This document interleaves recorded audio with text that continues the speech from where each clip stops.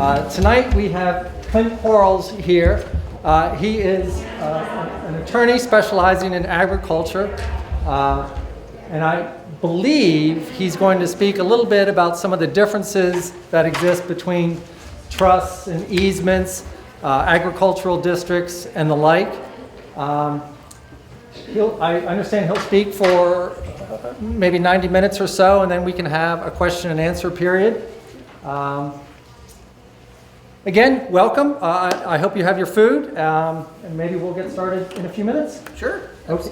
Whenever you're ready. Whenever you're ready, I'm ready. Okay, it's up to you. All right. Thank you. Well, guys, thank you all very much for having me out.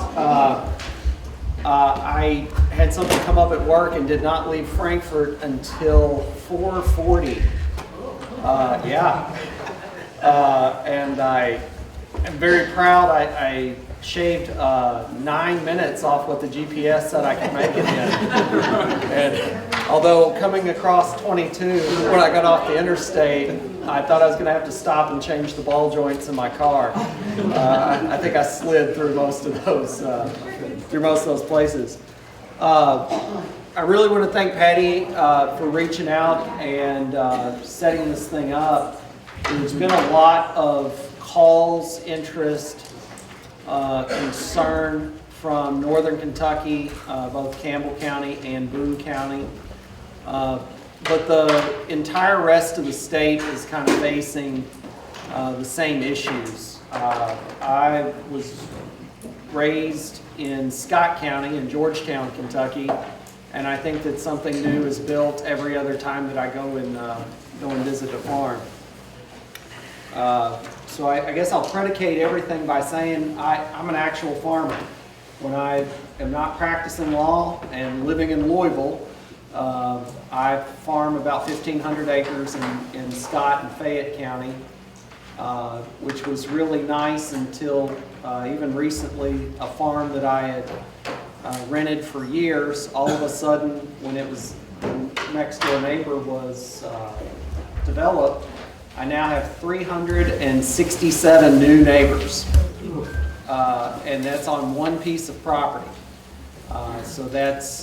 So tonight we're going to talk about land use and land preservation and those type of techniques. Maybe a whole other discussion is what you do with 367 new people that are very excited to live out in the country, so to speak.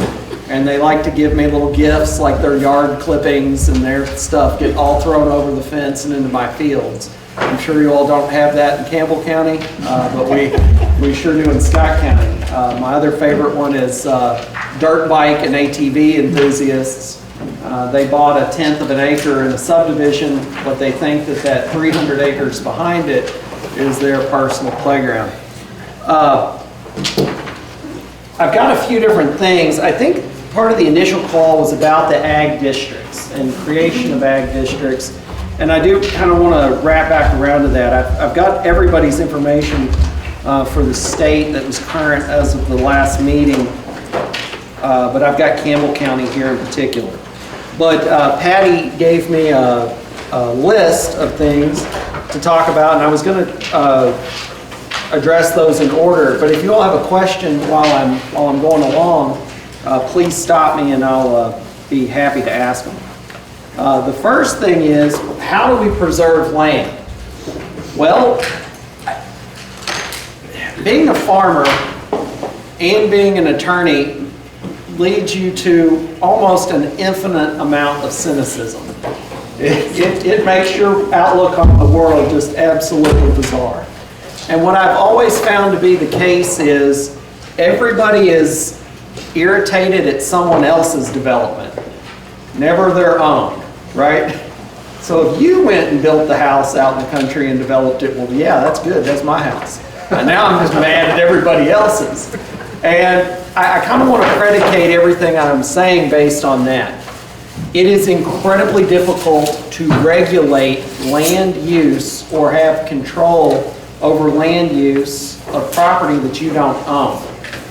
And a lot of times that's what we're mad about. Not about my farm, not about my rural acreage, but I'm irritated that the neighbor might develop their property. and bring more people out.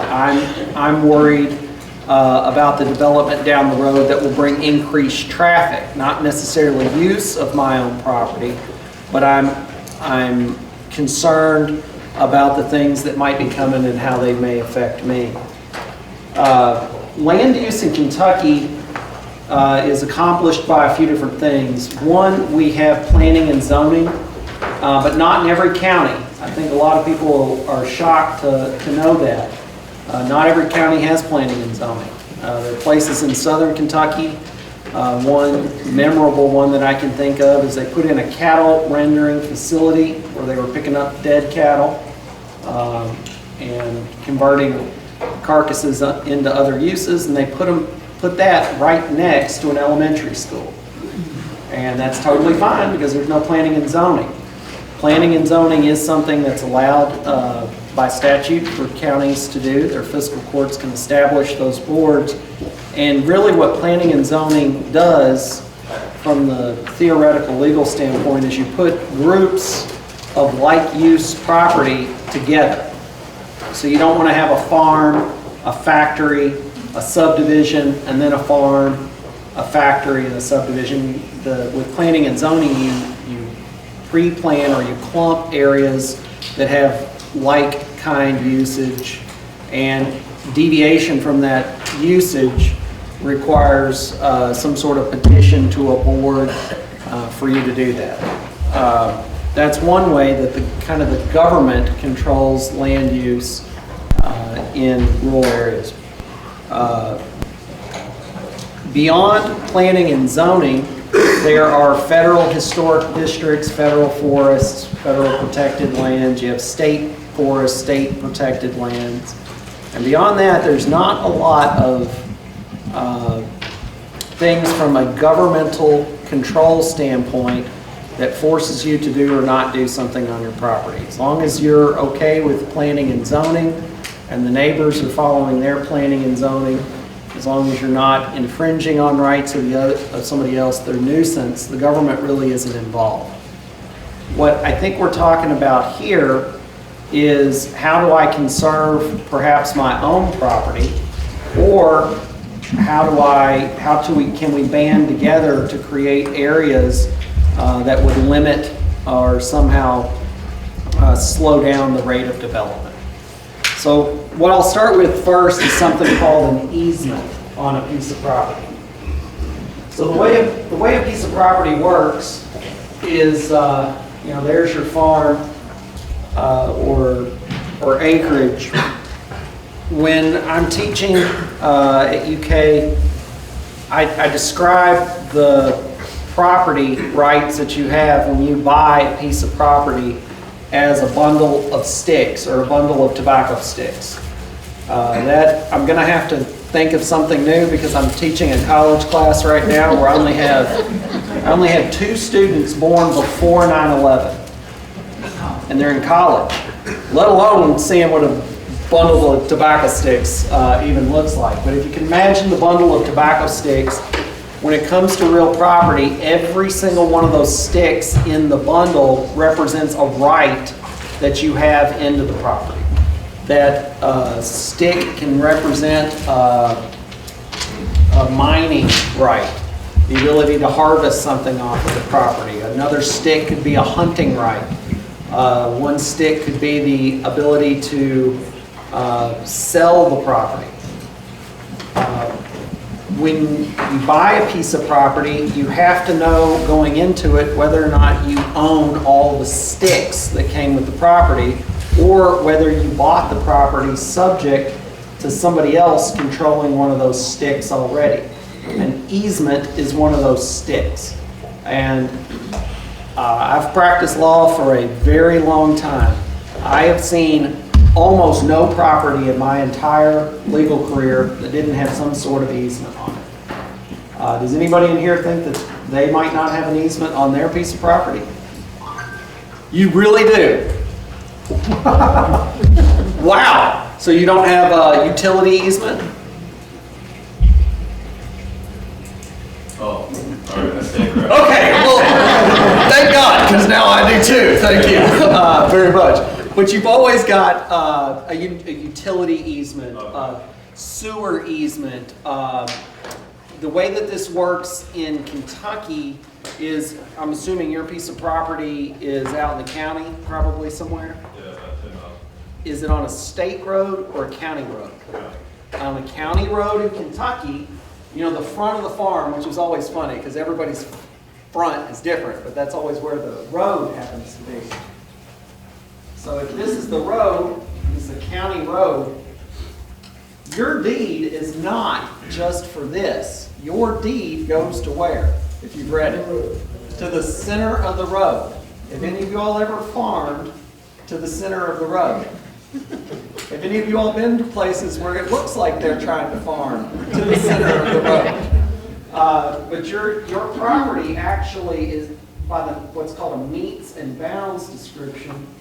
Go to the middle of the road, and in a lot of places they will drive an iron rod in there, or one might have predated that, and that's how they set their pins and calls for when they shoot it. So sometimes you'll actually see where things have been marked, and the surveyors have done that. Well, you own this piece of property. You own it. Can you physically possess it? Yeah. But somebody else has an easement on that piece of property. And who has the easement? Campbell County. Because that is a Campbell County road, and your deed will frequently reflect this easement. And the easement there represents somebody else having an ownership-like use of the property. They don't own it, because is the county helping you out with your tax bill on it? No. But an easement is physical use or possession of somebody else's property. So a lot of times when we talk about land, use and possession go hand in hand. Or ownership and possession go hand in hand. So here is one where the stick is owned by the county, but they have possession of it.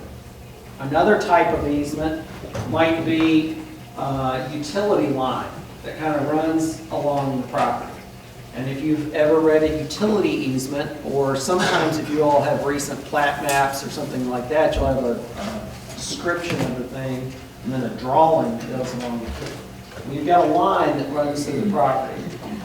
Not only is the easement this straight, well, I'll make it straight, that straight line, but usually they're for some number of feet on either side of that line, wherever the power line goes. So their easement might be a 20-foot wide swath or a 30-foot wide swath that goes down the property, but it can be enlarged to potentially 100 feet for construction or repair of the line. I would say that your all's property, more than likely, contains something that looks similar.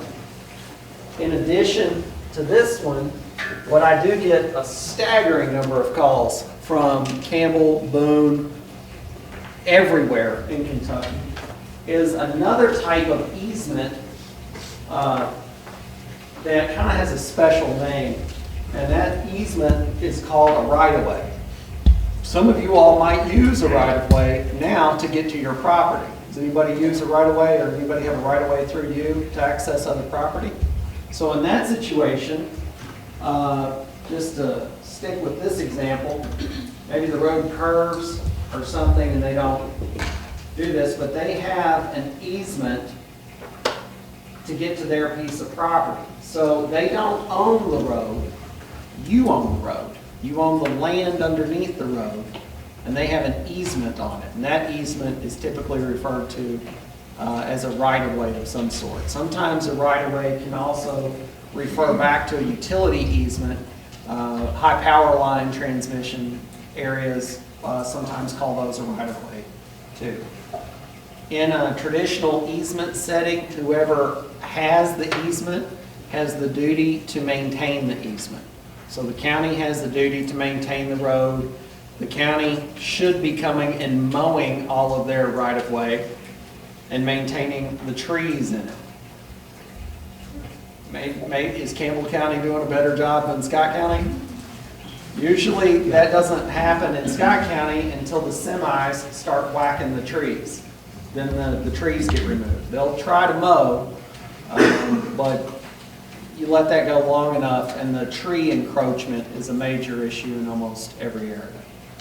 That's that. For the power line, the easement duty is still the same. The easement is controlled by the power company, and they should be coming in and mowing every once in a while, or chemically spraying to reduce those things. But what happens most of the time on a farm? You're doing that. Or you're farming around all of those poles that are out there, you're grazing it or something like that, so they have very little maintenance to perform on what they're doing. But if something does fall, break, if it's railroad, you'll see railroad maintenance on their lines pretty much constantly. That's how that same easement duty is captured there. On a right-of-way easement, still the exact same thing. Whoever has the easement, this piece of property, is supposed to be maintaining the right-of-way. Do you have a question, sir? Yes. As far as they put this new fiber in, and they put like 4 new guide wires up. Yeah. Is, Okay, do you want the lawyer response?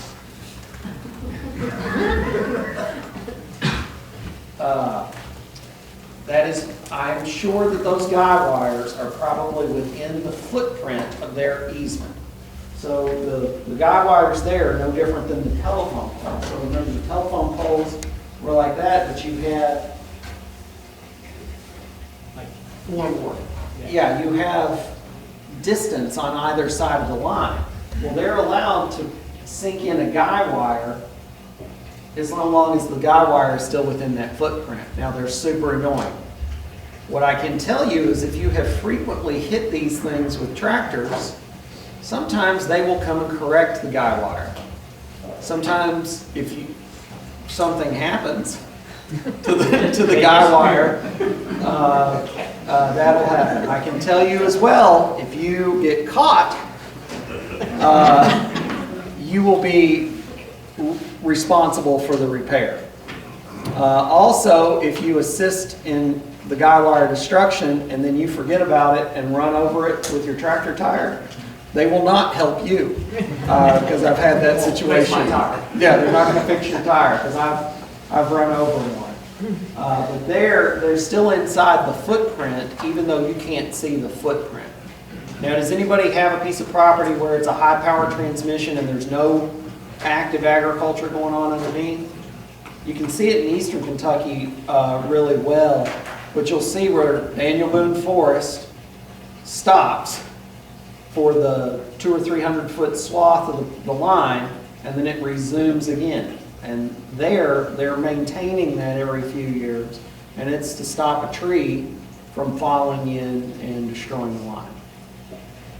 In a right-of-way, and not to start any fights, but in a right-of-way, the person using it, these people, are supposed to maintain that. This landowner does not have an active duty to keep putting down rock or anything else. Should be them. Now, when they don't, and their use of that easement affects you, that's when you can start a fight. Yes, sir? Okay, this line on the property on the left of your drawing there. The Okay, this left, is you? that Okay. property there. I had a grandkid that wanted to build a house in this little pie shape that you got down here across. Yeah. Across that easement. It's my land. No, not over there. No. Okay. Oh, here. Right there. Okay. Okay, that's small. Can we cross that easement? To this piece of property. This piece of property has an easement. Can I come from my property over to my property, really, across that easement and go? Sure. Yeah. Short of some other thing. This person doesn't get full control over that piece of property unless it's mandated or by necessity of So something. it's just like an electric line or a telephone company. Yeah, you can slide right underneath that thing. They can't block you. But you can, Yes. Yeah. Generally speaking, unless there's a necessity that would go through it, or if somehow in that bundle of sticks, they have an additional stick saying you can't cross their easement. I've never seen one on a roadway, but maybe it could exist. I doubt it. So that is ultimately what an easement is. It is use of somebody else's land by another. Now in our situation here, we've gone through both of the types of easements. They're an easement in fact and an easement impertinent, meaning that the easement benefits the person next door, or here it benefits somebody else, they just don't touch the property. The way that a conservation easement works, and then Patty wanted me to loop back around to an actual PACE easement, and I'm the attorney for the PACE board, so I feel like I can talk about that.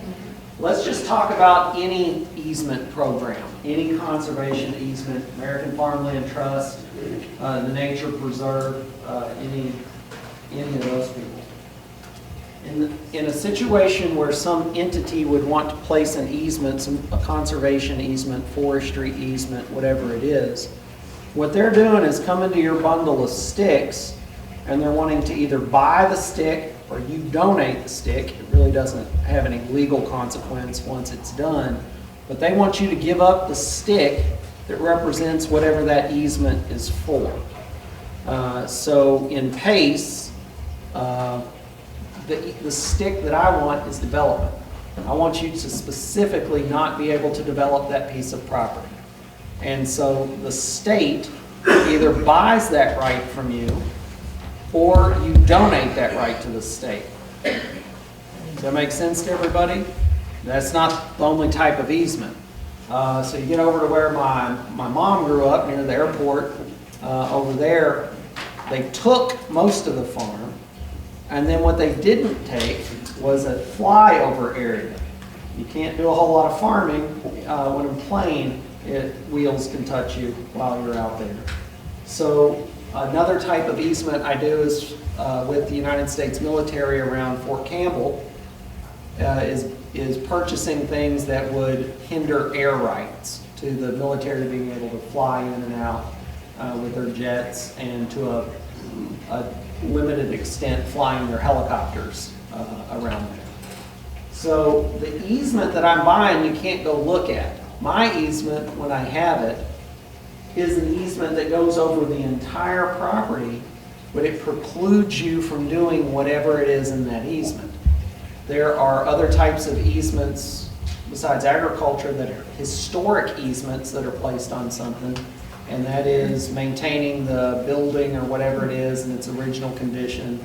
Sometimes there's restrictions on materials that can be used in its restoration, preservation, or something like that. But an easement, once you think about it as a road or something like that, it really is pretty easy. Somebody else has bought or purchased or traded for the stick that represents whatever you're giving up. And I think for tonight's purposes, we can kind of call that development, right? Because that's kind of why we're here. But let's just say development rights have been purchased. A new one that I wouldn't have even thought about 5 years ago as being a super exciting thing is somebody can also purchase or lease from you a solar easement, right? So any of you all been approached on solar yet? Well, they would have if they were going to, but in other parts of the state, they're wanting to purchase a long-term lease or an easement on your property and pay you a rental income. Some of those approach $1,000 an acre rent to put solar on your farm. If it's a lease, a 58-year lease, a 60-year lease, you'll write that just the same as you are leasing a tenant house or leasing your farm out. If it's an easement, they can put the panels on there for however long the term of the easement is. Easements don't have to last forever. They can be for a limited purpose or a limited duration of time. Those are very popular with construction easements, where they kind of have access, and once the access is done or complete with the project, the easement goes away. But for the most part, this roadway, the one with the utility or that access easement or right-of-way are forever. And that is the hardest thing that I have in practicing law when I talk about easements and conservation easements, is humans don't grasp the concept of eternity very well. I mean, it's just something we don't do. My biggest fights that I have right now are grandma and grandpa put an easement on the piece of property, and guess who's fighting tooth and nail to get the easement off of it? The grandkids. Why? So they can sell it, make a bunch of money. Why did grandma and grandpa put it in to begin with? Because they knew the grandkids wanted to do that. So it's pretty fun that I'm having conversations about people that are wanting to destroy an easement with the people that specifically told me, when I die, my kids are gonna, or grandkids are gonna sell this and try to make some money. So an easement is a wonderful planning tool if you want to do it. However, in this situation, this is kind of been the theme or the motif for the rest of the evening. The theme here is this property owner for a conservation easement did this voluntarily. So you own the property, you put the easement on there. This person can't force you to put the easement on it. Right? So that's essentially how an easement works. So Pat, If you put that solar in there, how much property are they gonna have that you can't? depends on how much, it's whatever their contract is. So some of these solar easements I've seen are 200 acres, and you're not allowed to go walk in there, in their park. Others, you can graze cattle underneath. It just, they vary pretty wildly. There hadn't been a single one built yet, so we'll wait and see if they actually come to fruition. Patty's questions are, after I kind of understand what an easement is, her first question is, how does an easement play a role in family estate planning? That's great, because that kind of gets down to some other things she was wanting to talk about later. What's farmland going for in Cable County?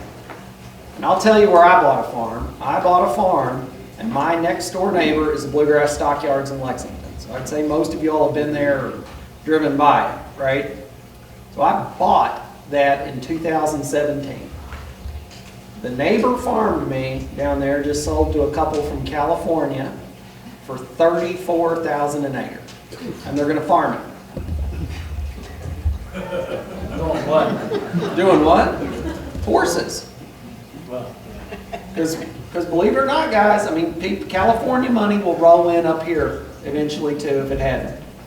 Because for them to go plop $2 million on that is very cheap compared to keeping their kid in California and the horse and doing that. And in 10 years, we'll buy California. Or it'll all be underwater depending on your particular view on life, right? But in that situation, you've got high dollar property, right? Or you have property that think about what you all bought property for and what it's worth now, particularly farmland. Has it doubled in value? Has it tripled? Has it gone up 10 times? Could, right?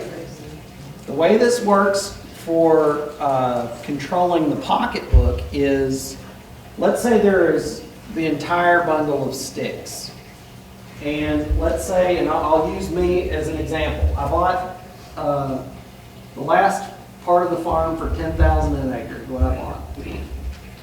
That $10,000 represented the farm with all the bundle of sticks. Now, if you cannot develop the farm, what is the farm now worth? $4,000, $5,000? That's some pretty good dirt where I am. You can farm almost every square inch of it. I own an excavator now, so if I don't like trees, I go and grab it and pull it out of the ground, shake the dirt off, and farm it. But let's say it's worth $5,000 an acre after the easement. When I go to give it to my kids, What have I done to the value of the property? Reduce the value. I've reduced the value significantly in that. So if I am running up against a tax issue, I am easing that tax burden on somebody. That is one very effective tool for estate planning. That's probably one of the major advantages that I've seen. Now, that stick, I could have sold it if it's a place that wants to purchase that interest. Or when I donate it, what's cool is if I did this, I can take that $5,000 and it is now a $5,000 donation on my taxes. So imagine not being able to pay any taxes or not have to pay taxes for the next several years. At current tax rates, that's still a pretty good deal. If the tax rates increase like people are speculating they will, that could be a major asset to do. What if your intent was to farm that thing forever anyway? Here, you're selling something you were never going to use anyway. So when you think about it like that, that's a pretty amazing tool. And does it also help keep my kids honest? Or the grandkids? Or the great-grandkids? And guys, I mean, my children, when I see them tonight, my kids are 8 and 10 years old. I'm not worried about them right now. I have lots of other concerns with them, but that's not one of them.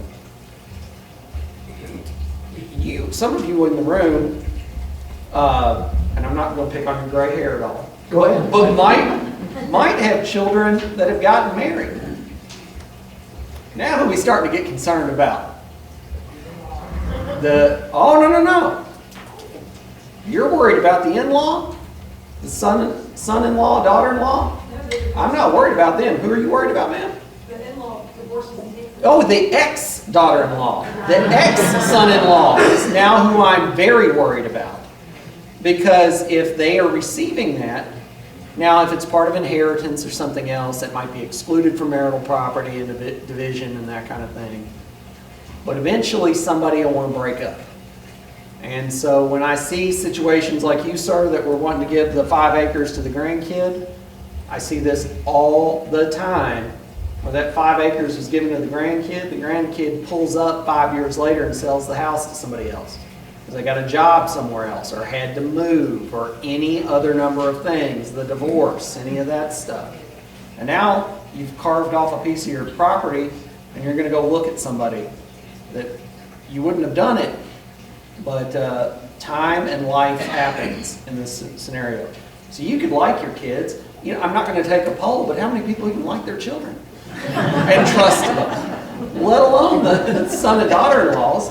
I'd say a fair number of you all in here probably enjoy your son-in-law or daughter-in-law far more than you enjoy your children. And then the grandkids and so on and so forth. But here, you've got a double advantage. You are protecting the property, you're getting a tax benefit, and you're boxing out your kids forever. What I do have a hard time making people understand is that forever really does mean forever. So in 20 years, if something comes along, I bought the farms that I have there before Bluegrass Stockyard decided to start construction next to me. And now at $34,000 an acre across the road, let's just round it to an even 30. Does it make my property worth 30 an acre now? I don't know, but I've told my banker it does. He's giving me operating money based on that. So now it's not a $5,000 donation. Now the economic penalty for doing that is $25,000 an acre. And it'll keep going up because my ground hasn't improved, right? Maybe it's worth more a little bit as ag productivity, as ag prices increase. But the penalty that I've given up will start to reach astronomical depending on what else is going on in the neighborhood. Now, what if I'm already in a floodplain or something like that where nobody's going to develop anyway? Well, then you probably don't have anything to worry about. What if you are 4 hours from civilization? You probably don't have a great deal of development pressure. So this number and these numbers and how you reach them is very dependent on where you are and what's going on in the neighborhood. But those are the big benefits. So the advantages that I see to doing one are also the disadvantages, just depending on what lens you're looking through that day. Forever's forever. Once into one of these programs, it's gone. You're never going to be able to develop it. You're never going to be able to do the thing. My program has a relief valve where you can approach a court and you can get a PACE easement removed if you can convince the judge that agriculture is now impossible based on the neighbors. So you get it removed. But at the time of removal, you got to pay back all the money that now exists on that. So there's not an economic incentive to do that. So we've got that one fairly well thought out. Another disadvantage in an easement program like this is they monitor it. We monitor all of ours at least every other year if we don't do it annually. And then if you do want to do something on the property, build another house, add on another structure, whatever it is, you have to ask a board for approval on that. And sometimes that rubs people the wrong way. It's my farm, I can do what I want. Well, yeah, maybe, but that's before you transferred that stick to somebody else. So everybody get this on easements? So some easement programs, the Bluegrass Conservancy, to name one, Heritage Trust, American Farmland, they make you pay for future monitoring up front.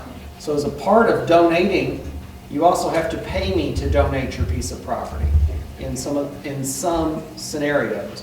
And that creates an endowment fund for future monitoring forever. A lot of people like that, and they feel like that is a spirit of what they want to do.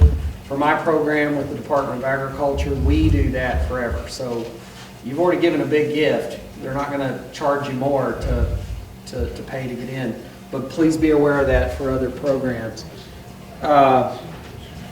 What kind of questions do you need to ask yourself before you sign up? You just don't sign up. This will be a complete legal process. There's going to be appraisals. There's going to be legal work. There's going to be a title opinion on this thing. If you all have a mortgage on the farm and you want to donate the stick, well, your banker gave you the mortgage when he thought it was $10,000. And you're going to go give away 5 an acre. Yeah, you can do that all you want, but your banker's not going to let you. So you can still do that with a banking note, but the bank has to agree to slide in second place to the easement. And if you're in a strong enough financial position, they might allow you to do that, but otherwise that may or may not be a possibility depending on how leveraged you are on a piece of property. The other things that you need to ask yourself before you sign one of these things is the only questions you've got to ask are to yourself. Is this something you want to do? And that's a big question. And I am an adamant supporter of PACE and conservation easements and that kind of stuff. Is my farm in a conservation easement? Nope. Number one, I don't think my banker would let me do it. But number two, I'm not in a position to give away what equity I've created right now because I might need to still take care of my kids. Quite frankly, I've quit selling grain in Silver Grove because of your all's roads. And usually about the time that I can actually take a breath and feel my blood pressure come down is right before here when it splits and I have my actual own lane to go slow in. So I get to actually inhale some oxygen when I'm in a semi for like 2 more miles and then deal with the people and the pulling out in front of me and then having to drive through 3 little cities on the way up there. I could die on any given day. I could have a farm accident. I don't want to box my kids out of what equity I can provide them at this point in my life. Also, quite frankly, that's not our family farm. The one that we've been on, Quarles has been on that piece of property since 1792 in Frankfurt. That one to me is very important. This one, I don't know. It's very different. I bought it, it's mine. My kids may think very differently because that's what they've known. You know, they might feel a large attachment to a piece of property that I might not. So when you're asking yourself questions, ask yourself, your spouse, and then ask your kids before you do it. If you want to involve them in a decision, that'd be a good time to do it. So really ask yourself, is this something that I want to do?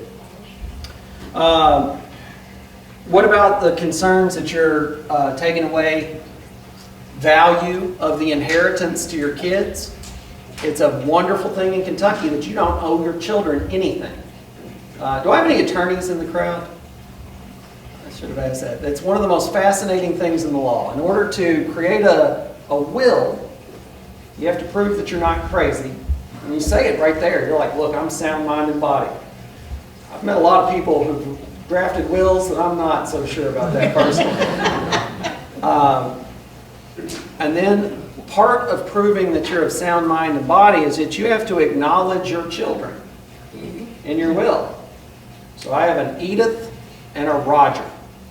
So I have to say in the will, hey Edith, hey Roger. And beyond that, I don't have to do anything. In Kentucky, you don't have to leave your children anything. And I've always thought that was so cruel that in the will you're specifically saying, hey, yeah, I remember you. I'm specifically giving you nothing. So, depending on your all's relationship with your children or whoever else, you are removing some value potentially for the gift that you're giving. But is that outweighed by the commitment that you have to that piece of land remaining in your family or not being developed? So that's a question you ask yourself. All right, so let's back up and punt here and talk about trusts, because that was the second one on the list. So we're going to keep the same farm. Now we're just not going to have an easement on it. So next thing that we talk about is what is a trust, what do they do, and what can they do or not do. Does anybody in here have a trust or have one set up? Testamentary trust or a living trust? Living trust. Is that what you've got? All right, so here, and I'm not picking on you two, but let me just make a guess. The stuff's in the trust so that Medicare and Medicaid can't get it at the end, right? That's why people set up living trusts. But you can set one up at death as well, where all of your assets are funneled into the trust, and it's to help pay people out or to support people after death, but there is management of it, and you're just not giving it to somebody all at once. And you all think of a scenario like that? Oh, sure you can. My son, the other day, worked on the farm all day and made $20. Still, I mean, my granddad would roll over in his grave if he knew that I was paying that amount of money to somebody. I almost told him that the ride back to Louisville was $25. I didn't think he'd come out again after that. But he spent $20 on Roblox. Y'all know what that is? Ask your grandkids. That in Fortnite. And they buy different clothes to wear and stuff in a video game. That's making me roll over. But $20. So if I died tonight, my estate, goes all to my wife and she can take care of it. But if my wife and I both die at the moment they turn 18, they can take our entire estate and spend it on clothing online if they want to, right? The moment they turn 18. So a trust is frequently used as a tool or device to help meter out that money over time for care and management. They're super, super important for children who can't manage their own finances. But how many of your all's own kids really didn't get on that management financial ball until later on in life? Are they on the management financial ball, period, regardless of how old they are? Because every one of you all in here knows that there are some people that if you give them $20, they will hang on to that $20 and they are natural savers. There are other people that it'll be gone by the weekend. I mean, they are just spenders. If they have it, they spend it. And some people have the self-restraint to know I'm a spender. So I don't want that amount of money. That was always fascinating to me when I was paying people, cash to cut and house tobacco. And I had a few guys that didn't want it until the weekend, because if I paid it to them every day, like I was doing some of the other ones, they wouldn't have it by the weekend. Well, if you know you have a problem, don't do it. Well, some people can't.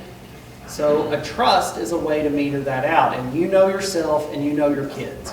So trusts are one of these amazing things that will dole out whatever it is or manage whatever it is according to your instructions. I've seen incredibly complicated trust. I've seen really easy trust where it's this amount of money monthly until it runs out. The complicated trusts are you get this amount of money, and when you graduate college, you get this amount of money. When you get married, you get this amount of money. So you're predicating it on some sort of life event. What you put into the trust doesn't have to be money. You can put any asset that you own into a trust, and that's what's determined at that point to be called the corpus of the trust. So say you have your farms, and you want to put it into the trust. And you're like, I like that Clint guy, so Clint is going to be your trustee. And then you're going to pick, let's see, you have two kids. Here are my two kids. So we're going to put the farm in the trust. So the kids are not in charge of the farm or making farming decisions. Here we're going to lease the farm out every year. That's a management decision I've made. I'm going to lease it, and I'm going to take the money, and I'm going to follow the instructions that you all gave me. Split it equally every year forever. But it's a way that keeps them from being able to control what's in the trust or getting money ahead of time out of the trust. So that's another way you could preserve your farm. Your instruction to the trustee could be, Clint, do not develop the farm, never sell the farm. Seems like a pretty good route to take, right?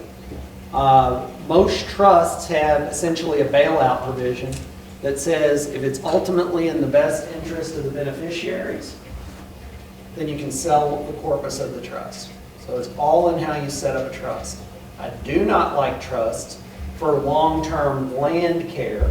I do like trust for long-term benefits of these people, because it meters things out to people that would otherwise not do well with management on their own. Those are where I find great benefits in trust. But in terms of a management tool for the piece of land, if the trustee can ultimately pull the plug because they feel like it's in the best financial interest for the children, then that's what they'll do, depending on how you got the trust here.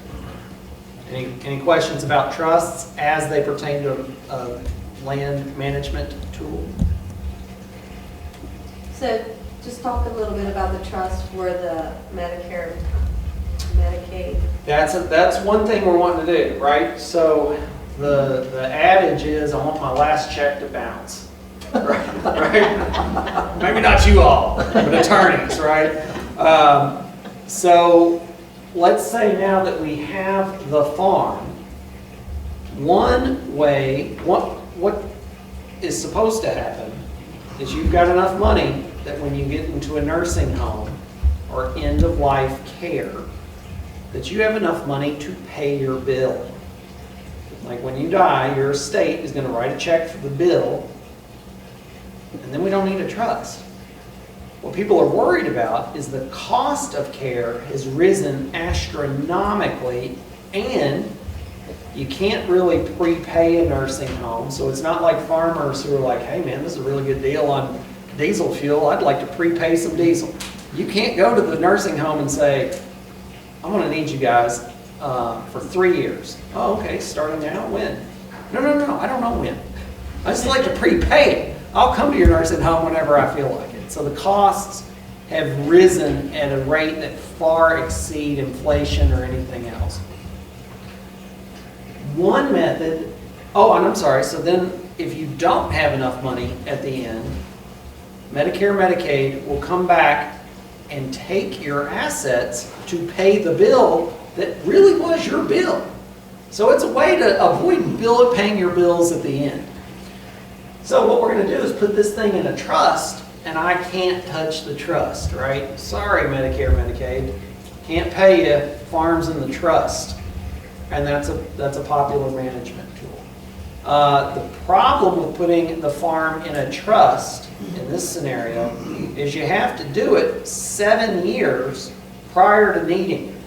So you figure out when you're going to die, or when you need to go into the nursing home, and 7 years before that, go on and set your trust up. So it's one tool in a management toolbox. Now, I'm kind of giving you that cynical angle. There can be loads of other reasons why this is still a good idea. But if the focus is long-term land management of this piece of property, it doesn't work. Because eventually it can come out of the trust because it's voluntary. What about an LLC? I like LLCs for some things. LLCs or corporation owning a property are great because they never die. Right? The LLC can own it forever. The problem is whoever controls 51% of the LLC can sell it. So let's say in this scenario, Clint makes it, I actually call my farm is called Quarles Farms International. I don't have an overseas location yet, but I got the name down. Just in. So let's call it Quarles Farms LLC. And let's say that there are 1,000 shares issued, however you all set your LLC up. And upon death, now, number one, when you have this, you might create a taxable event. Because right now the farm is Clint and Jacqueline Quarles. But when I transfer the farm to Quarles Farms LLC, depending on how that's done, you could be paying tax at that point. And you personally might be incurring some capital gains issues there, right? Because I bought it at 10 and I'm selling it to the LLC for whatever it's worth. That could be a problem. A lot of LLCs are not funded, so it really is just a gift into the LLC, so it might put you up against some tax laws. Let's forget all the economics and let's just talk about the land use. Now, Jackie and I pass away. Each kid now owns 500 shares of this, right? If it's 50-50, they probably can't sell it. But at some point, they're going to get together because it's going to be worth some money and they'll sell it. Or they each have 2 children. Or maybe she only has 1. Now this cousin just has to convince one other cousin to get over the 51% mark. So I like LLCs because you can change ownership so crisply without changing the deed and creating taxable events. So over the years and years and years, your descendants might trade ownership positions, but the thing is still there. Because we got ours set up to where it just keeps falling down to, is that the way it's supposed to be done? It can't be done like that. No matter how hard you try to set something up, all you're guaranteed is something called the rule against perpetuities. And that's 21 years life in being, or a life in being, it has to be somebody alive, plus 21 years is as long as you can ever set something up. Does that make sense? LLCs are not going to prevent this land use long term, if that's the goal. So basically, I'm sorry. As a trustee, Or what if I'm the manager of an LLC? Managers, if there are shares out there, you create something called a fiduciary duty. And a fiduciary duty, in terms of the legal world with corporate law, which is what you're in there now, is I have to maximize value to my share owners.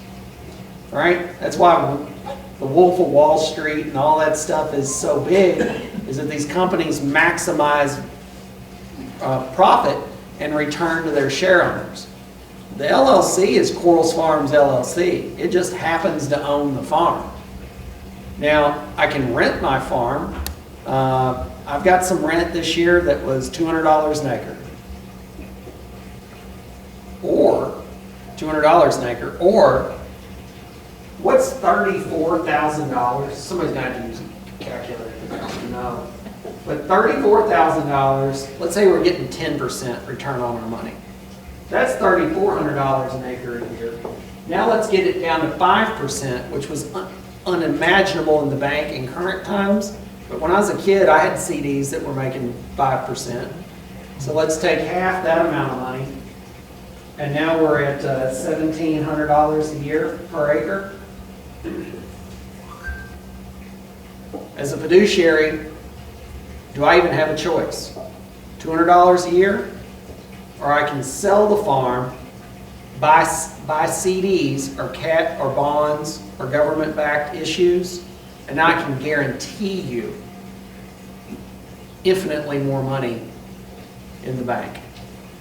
So sometimes trying to outsmart the system outsmarts you. Set this up with a fiduciary, you're almost bound to sell it at one point, and they might be legally required to sell it to meet their fiduciary duty. Can a trust be changed? It's irrevocable or not. Well, hold on. You want my cynical answer or the legal answer? Legal answer is maybe. The reality is, hell, lady, you dead. You're not changing anything. If we could somehow, what are we going to do? A Whoopi Goldberg movie where we're going to channel you through a medium? You want me to get a Ouija board out to contact your spirit to ask you? No, you're not changing the trust. You're dead. So you've set something up with essentially some pretty rigid rules, but you can't see the future, right? So you can't know what's coming next. You can't know what leaps or differences in technology would have been. How many things in life would you have done completely different if you could go back just 20 years and talk to yourself? 10 years. Right? And that's what I'm saying is forever's a long time, and people look back and say, oh gosh, that's 20 years ago. That's like a blink of an eye. But think about how much has changed in 20 years. Well, forever is really nothing compared to 20 years. Now we're talking about 100 years into the future, 200 years into the future. That's a very long time to contemplate. Why would I put my farm in a trust? If you want to protect it, my suggestion would be put the easement on it, then put it into a trust. Then there's no financial incentive for those kids to get rid of it, and then you're still preserving the piece of property. And I've done plenty of those. Right? So it really is, we're having a giant meeting about preventing our children from doing something. My most effective method right now is threatening to turn off the Wi-Fi. It's very effective in my household. Sometimes physically hiding the computers and the Nintendo Switch. But you're ultimately looking at preventing your own folks from doing something. So these are trusts. Can they be changed? Yeah, as long as you're still in life, you can do, you can still make modifications. But eventually, the people that created the trust are going to be gone. So you're kind of on autopilot at that point forever, and that's sometimes hard to foresee. So beneficial use for farm preservation as a standalone tool, probably not. Coupled with some other tools, probably very effective at using that. All right, here is one, this was the original call for the evening, is what is an ag district? And do they prevent, or what do they do? Maybe that's a better route to take. This is where my cynicism, I'm going to try to control it, guys. An ag district essentially does nothing. And let me tell you why I'm saying that with my legal hat on. So I've got the statistics here for Campbell County. Campbell County in total has 17 agriculture districts. You have to get a collection of acres together bigger than 250 acres. And then the whole rest of the law, daggone it, print it. The whole rest of the law is how you go about getting your ag district established. And we're going to get it certified. And we're going to go to Frankfurt and get it certified. See that? It's some attorney, like me a long time ago, sat around and thunk up 3 pages of how we get this ag district. Wow, Clint, that's a lot of stuff. That's a large part of what conservation meetings are about. What's an ag district do?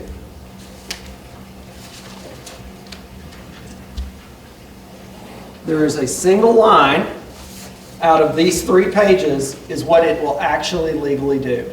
And it will prevent a city from annexing your piece of property. But does it? And I'm going to argue, no, it doesn't even do that. As a legal tool, an ag district isn't going to do anything. So what an ag district is maybe I'm big enough by myself, if I've got 200 acres, or 250 acres rather, at a minimum together, or I have a collection of neighbors together and we get a clump of 250 acres. Let's say, for instance, I get all of you all together in the room and we're going to preserve all of our property together. Sounds great, because we hate development, right? So we get it all together and we get our ag district and we petition for it and it's signed and we're in our ag district and we're just preventing the hell out of the city from annexing us. But we're all together and we're preserving our property, right? Well, now Clint gets approached by a developer who wants to give me $34,000 an acre. I can't pass that up. Does the ag district prevent my development? Maybe, maybe not. But what can I do when I'm a member of an ag district? I can withdraw at any time that I want. It is completely voluntary. So now my piece of property, I just withdraw and I develop it and I can annex it into the city. So an ag district does nothing in terms of preservation.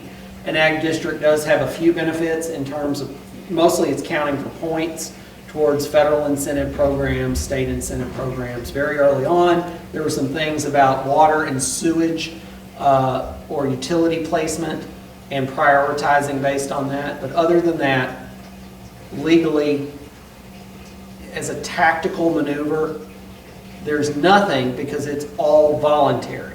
And so long as you can voluntarily exit, I don't consider that to be protection. Protection really is stopping somebody from developing it, and you can't stop somebody with an ag district. Yes, sir? Clint, in the beginning, it seemed like the ag districts were developed to protect farmers from water line assessments. Yes. And that need has, as water lines have been established, installed, that utility has probably gone away, right? Because there's still not that assessment. There's still, believe it or not, well, no, I can't say believe it or not, because Campbell County's probably got, how many of you all are not on city water? Because you can't be. Oh my good Lord. You could be, but you're not. How many people in here think that that's the craziest thing they've ever heard? Like, can you imagine the convenience of going over and turning something and the water just comes out? No, I understand, but you've got pumps, you've got maintenance things, you've got all of that. For other people, it's magic. I mean, you turn the thing and water comes out. It's the coolest thing. I know what's in my water. I get it right from the roof and that's it. I will drink cancer water before I go maintain another cistern. I absolutely hate those things. But the modern thing is called it's called last mile, and it's the economics of how excruciatingly expensive extending water line service is. And so some of the rules about last mile and how you assess to get onto the city water, municipal water, is very different in that scenario. So at the beginning, yes, some of those fees were atrocious, and that was a good tactical tool. Now that they've built probably everywhere that's economical to build the water line out, I don't see a lot of utility there. But that's not the question. The question is, as land use preservation, does it do anything? No, because it's voluntary. Has it had other differing amounts?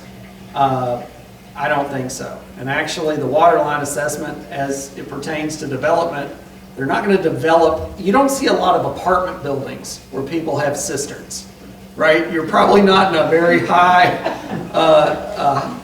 area that's highly prone to be developed, and they don't plan on bringing the water out. Do you have livestock? I mean, Yeah. My barn's on a cistern, my mom's house is on a cistern, and I'm on a cistern. There's like 10 babies right now with still like why you shouldn't have a cistern outside the water. You're like, you don't like contaminate, you don't move it out, but like why you shouldn't have. and I fully understand, and I'll take that risk. It's not like the water when it falls out of the sky is crystal clear either. No, you gotta just like turn the water off when you brush your teeth. We didn't get any rain this week. Mine are 6, 8, and 10. I'm struggling to just make them brush their teeth. But I do understand. But in terms of the original utility, I do think that that was one of them. But as areas have matured, I just don't see it. Don't see it now. So in ag districts, so long as you can voluntarily bail out at any point, is not going to serve a function or have utility when it comes to preserving land. What about a group that went into the ag district, Yeah. okay, combined the acres, some of them have gotten out, but the farm I had is staying in the ag district. Yeah. Can that city still come in there and annex No. mine? Right. Can't annex you, Right. Okay. but what if you want to develop it? I don't want to. You might not want to, but I guarantee you have somebody in your family tree at some point that might want to. And they're So just far gonna- not. So, well, and here's another thing, guys. It might just be what they're telling you. Right? I mean, it could be your grandkids are just telling you what you want to hear. And that's a harsh reality, guys. A lot of people that I've found when I do a lot of estate planning talks and discussions, and there's talk about leaving farms to people. There are a lot of kids that do not want to come back to the farm. They hate the farm. They're very nice to mom and dad, but we'll be planning, and I'll have mom and dad in one room and the kids in the other, and the kids will straight tell me, I'm selling it the minute I get it. I just don't want to tell them that. Who wants to inherit a job? And who wants to inherit a job you don't want? I guarantee if my dad leaves me, there's about 3 pieces of equipment that if I inherit, the first thing I'm going to do is roll those things into a ditch. I hate them. He enjoys them because I think he enjoys that they break when I'm using them. But that's a conversation you just have. As long as everybody wants to play ball, then you don't need this, right? As long as everybody in your family is committed to this. What I'm also worried about, sorry, this is something I didn't come back to earlier, is what if it doesn't matter how much they want to preserve it? What if they're forced to? What if they cause an automobile accident, have some sort of judgment or lawsuit against them that exceeds the rest of their assets? Now they have to force sale the property. So that's something too. With an easement on it, it's protected forever, even if it has to be sold at that point. The farm will be preserved, it'll just have new owners And so an involuntary sale is something else here. Declaration of a bankruptcy. That's another, I mean, guys, I sold wheat today for almost $10. $10 for a bushel of wheat. This past summer, I sold some for $5.50. I guarantee I will have ample opportunities in my life to sell more wheat for $5.50. That's just how market prices go. But Campbell County is not conducive to row crop farming, but there are a lot of row crop farmers that are on the roads right now. If the farm is preserved, and we've knocked, well, I did that, but now we've knocked it from 10 down to 5. If I do have to file a Chapter 12 bankruptcy one day, the value of whether or not that's going to be forcibly sold is based on the 5, not on the 10. So there's a higher probability if we reduce the shininess of that asset, maybe the big fish of the bankruptcy trustee won't force it sold. So there's some other maneuvers sitting in there. Of the 17,884 acres that Campbell County has preserved through the ag districts, 3,792 of them have come right back out because it's voluntary. That's a pretty good chunk. 17,000 something signed up, and it did not prevent 3,700 or so of those from coming right back out. So having them in there is voluntary only so long as you want it to not be developed. The same as you and your family, they just don't want to develop. Nobody's going to force your land to be sold for development. Unless you're in the state of Connecticut and it's what's called the Kelo decision. And if y'all want to get real mad, y'all ought to go read that. The government took their property for a strip mall, and the Supreme Court found that that was okay. It was taken through eminent domain. Yes, sir. Isn't there something in the ag district that if your farm, by pulling your farm out, if you're splitting the ag district, is it still an ag district? Yes. Yeah, Okay. there's something very specifically that's contemplated in there. Whether it's contiguous or whether it fails to meet the 250 acre threshold, you're still allowed to keep it. Yeah, that's further down in the part there. And then they have to be like renewed and certified and things like that. But for a long-term estate planning tool or a long-term land preservation tool, that's just not a good tool. I mean, it might have utility elsewhere, but that's not a tool in that particular toolbox. The next one, how are we doing on time? Pretty good? Yeah, we're good. The next one that I have is the PACE program. So the PACE program I kind of touched on before because it is one of those, it is a conservation easement, and we'll talk about it in particular. So in the PACE program, does anybody have a farm in Pace in Campbell County that's here? PACE program, when it was first created in the late 90s, there was a large amount of funding that the General Assembly came to us with at that point. So they had a chunk of money, and they were able to match this money with the USDA, and they were buying easements actively.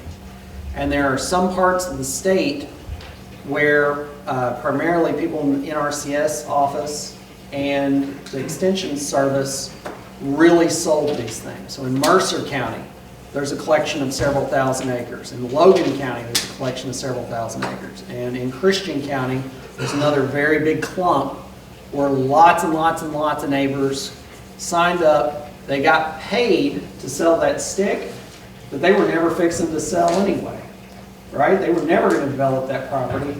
And they had huge inflows of cash where they went and bought the neighbor's farm and then also put it into the property. So it was kind of a pretty good decision making ability there. In PACE today, for those of you not in PACE already, pretty much donating the stick is how that will work. So in PACE, you would fill out an application. That application would be reviewed by the board, and then they're going to need a few things. They're going to need your deed, and from that deed, they're going to do a title search on the property. Probably most of you all have gone through a title search. If you've ever bought a piece of property, any lender is going to require a title search, but it's possible to buy something and have no title search ever done on it. A popular way to do that is to buy something that has a quit claim deed, where you're just buying whatever it has.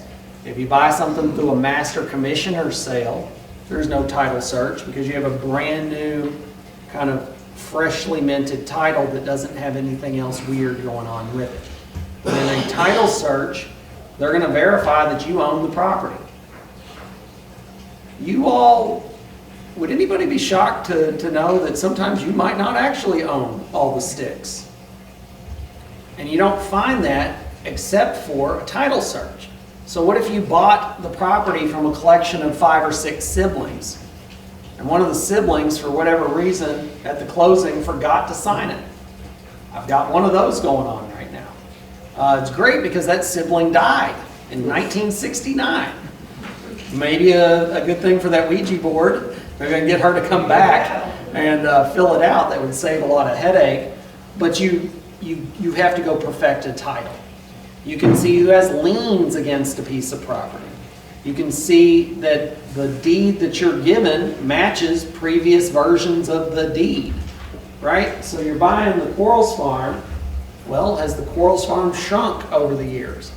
Have you bought not all the Quarles Farm? Oh yeah, I forgot that we deeded that off to my grandson years ago, but we never did anything with it. And I sold you the farm. I just forgot to tell you that that little chunk in the corner isn't there with it anymore. Your deed that you're giving to that person will still show the entire deed because your deed doesn't get corrected until the next correctable event. Does that make sense? I can have a deed to this piece of property and sell you all this 5 acres. My deed in the courthouse doesn't change. Your deed will say you're buying this. The next time a deed is filed, it should reflect this is Quarles Farm minus the 5 acres. So we're just making sure that what you're buying is what it's represented as. They're going to do a review of your survey. If you don't have a survey, they're going to require a survey. Surveying places are fun. Campbell County surveys are like anything else in northern Kentucky, where your ancestors, I think, were drunk. Maybe the entire time. And I'm saying this lovingly because my mother's family's from Boone County, and they probably were. My grandmother on her deathbed was recanting stories about how she and my grandpa made bathtub gin and sold it, and they would go to Cincinnati with it. And I had a very new respect for my grandma at that point. I've seen your all's roads because I drove on them on the way up here. Y'all were chasing snakes when you built that, and your property lines reflect that. So surveys sometimes are exceedingly expensive compared to the amount of acres that you have, where you can't see everything at once, versus a Western Kentucky spot. You might have 200 acres out there in Western Kentucky where you can see all 4 corners of the piece of property. Imagine having a piece of property that had 4 corners. I mean, that'd be pretty amazing, right? Versus pins and calls and owning to middle of creeks. Does anybody own to a middle of a creek? Those are fun ones too. And is your creek perfectly straight? Nope. Yeah, no. Has the creek moved over the years? That's another one. So you owned the middle of the creek, wherever the creek was at the time. The piece of property I mentioned earlier, the Quarles Farm piece of property, we got that thing through Revolutionary War service before they came to Kentucky. And it is where the Elkhorn Creek dumps out on the Kentucky River. So that is where the deed starts, and then it tells you to go up the hill to the big flat rock. There are lots of big flat rocks. There is a pile of rocks that my family has called the generational rock pile. So every time you're out in the tobacco field, go pick up you a few rocks, throw them in the generational rock pile. And somehow, I don't know if they're breeding or what's going on, but there are always rocks. There's more rocks to pick up. Some deeds are written horribly, so the deeds might not reflect the survey, and property lines, if you can even find them, might have drifted somewhat over time. Part of a survey also, if you think about a survey as finding the shape of your puzzle piece, your puzzle piece hypothetically should match your neighbor's puzzle piece, right? This is in a real world. I did a survey the other day where somebody was selling a property. Oh, it's 88 acres. Okay, you need a survey? No. How do you know it's 88 acres? Grandpa told me. Okay, cool. This is the one time in my life, other than it happened to my granddad, the seller bought the property for a sum total of money, not by the acre, right? Guess how big that property was? 137 acres. And that is in Fayette County, Kentucky. Yeah, it's a huge mistake, except the buyer said, I sold them the farm. It's what we shook our hands on. I don't feel cheated at all. And that might be one of the last remaining honest, good people. But the sellers were elated. Frequently in my job, though, that 88 acres that Grandpa told you about is 60 or 70 or something, right? And I'd say a lot of your old deeds probably overstate the acres. And it was just based on surveying methods there at the time. So it's not any ill intent. It was just they were trying to calculate based on meets and bounds. And they're doing geometry and trigonometry to try to figure out inside of that. And the description that they're being given in no way, shape, or form matches what's out there anyway. So they're making a guess that's really hard mathematically to get to anyway on something that isn't even good. So a lot of deeds will be like that. But let's say you've got a survey, you've got a title search, then we'll have a closing. Once everything is done, you're presented with a copy of the easement very early on. So when we do that, I will meet with you to make sure that you understand the terms of the easement. I'm going to make sure that you understand that forever is forever. And I will go over that time and time and time again. And you'll say, well, what if I do want to build a house? Or what if I do want to keep something for somebody? And I'm going to say, out of this property, the easement isn't going to attach to everything. Let's leave off this corner. You still own it. You don't have to do anything with it, but the easement doesn't cover this. So you don't even have to ask the board at that point. These things are called a carve-out. Some people have big carve-outs, some people have small carve-outs. But I'm going to tell you to think about doing something like that. You've got the copy of the easement terms. Once you sign them at the closing, and once the Department of Agriculture signs them, the rules of the game are laid out forever. And that easement is filed in the Campbell County, the records office here. It used to be in the courthouse. Is it still in the courthouse? County clerk's office, in their deed book room. Any of y'all ever been to the deed book room? They're fascinating. They are literally just reams and reams and reams of paper stuffed into books that are on the shelf, and you can go trace your farmland back to the creation not only of Campbell County, but of Kentucky.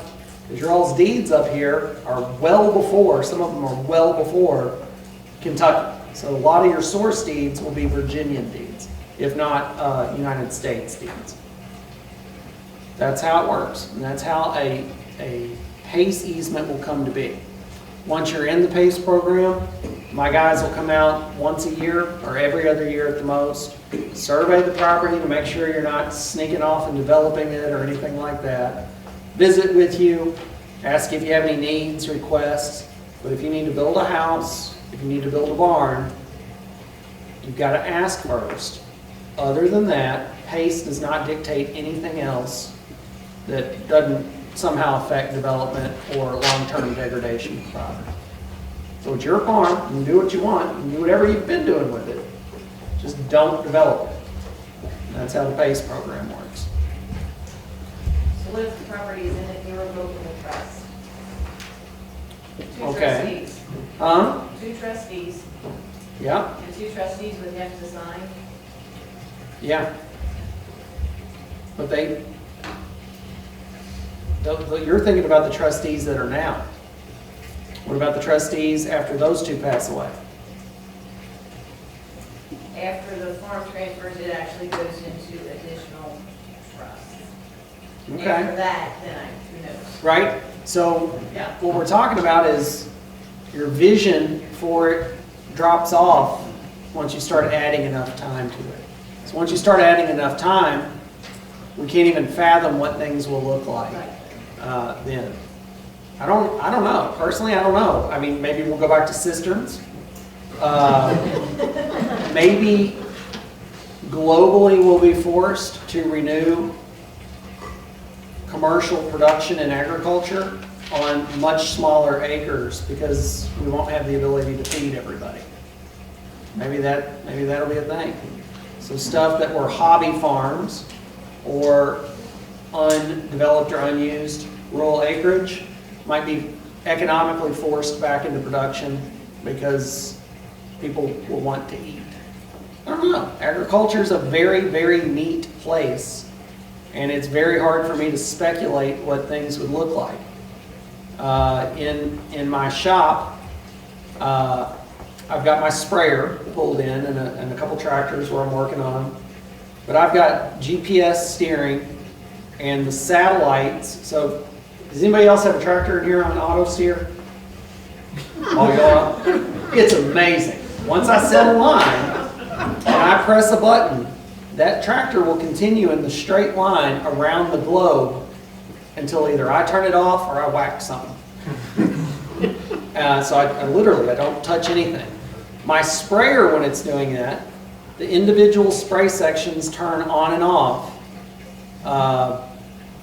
with the satellites. I literally don't do anything. It's like playing a very large video game. That's Clint in, let's say, 2020. When Clint started farming in 2006, so today I've got a 40-foot wide planter. Every individual row is turned on and off by a satellite. Super efficient, auto steer. I'm doing nothing but paying attention to the equipment.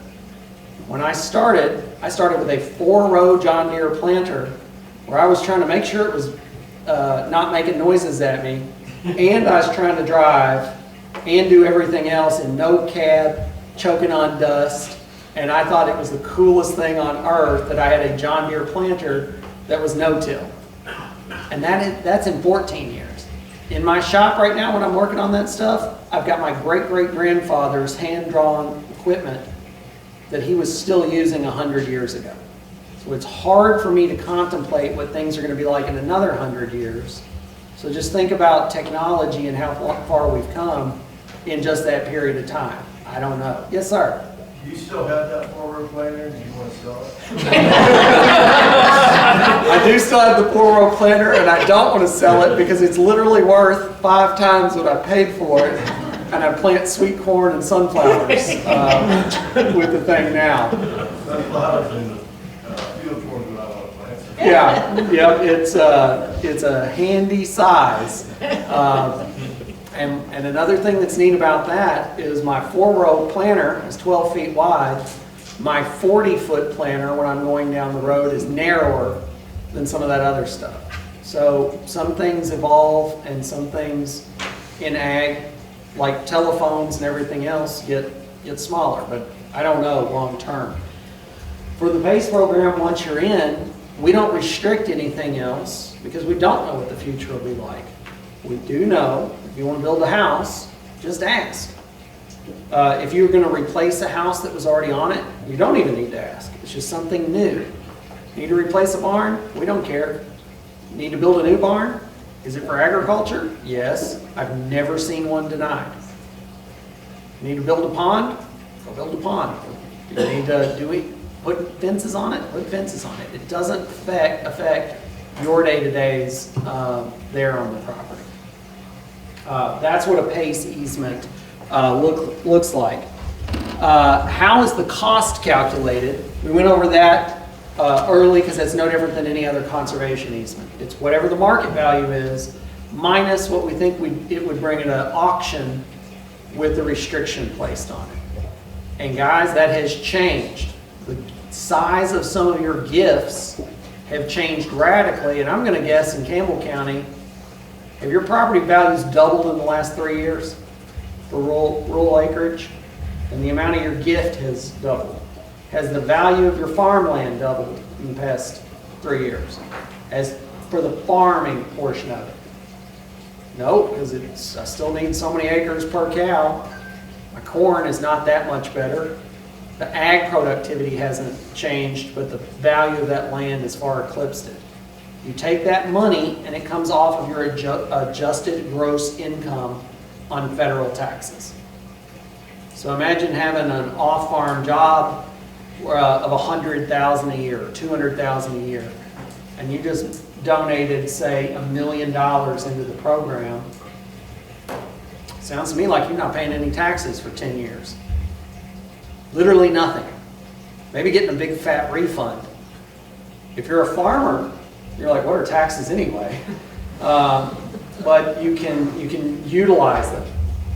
In other states, maybe there's a large tax credit that as a farmer I'm not going to use. You can sell the tax credit. That has not come to Kentucky yet, but I think it might one day. We're very pro getting as many dollars into a farmer's pocket there as possible. That is the PACE program. Capital gains tax and how that works. That's a very good question because, again, your primary residence, hey, bought the house for $200,000, sold it for $200,000, I pocket the $100,000 and roll on with my life, right? That's how it works for your primary residence. You don't pay tax capital gains on it. If it is a farm, you pay capital gains on that piece of property.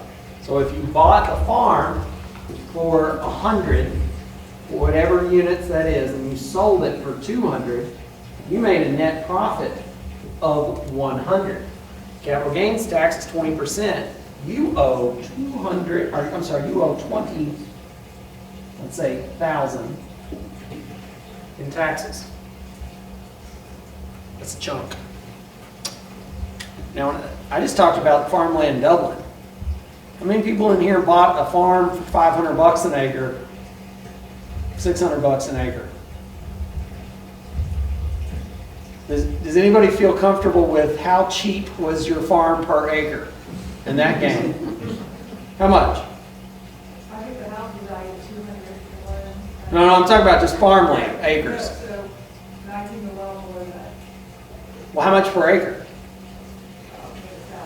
1,000 an acre. Did anybody buy a farm for less than 1,000 an acre? Yes, sir. $500 an acre. Can anybody beat that? It's pretty good. There are a lot of... It was a family farm. Doesn't matter. I don't think the tax man is going to say, oh, whoops, forget about that $20,000 you owe the United States federal government, where IRS agents can carry guns. I don't think that they're going to waive that for you. What they're going to see is $500. And what do you think you can win? What's it going for in your area now? 10 grand? I never wanted that. Because I'm not gonna sell. Well, but that grandson of yours is probably worth that. But just for giggles on that math, let's say you sold it for $10,500 an acre. And here it doesn't matter when you bought it or when you inherited it. If it was worth that amount at the time of inheritance, we'll talk about stepped up capital gains here in a moment, it's always the difference. So on that $100,000 profit per acre, you owe $2,000 per acre in capital gains. It's pretty staggering. That's how capital gains works. So in this scenario, if it was in the PACE program, what do you think it's worth as agriculture only? 1,000? Maybe.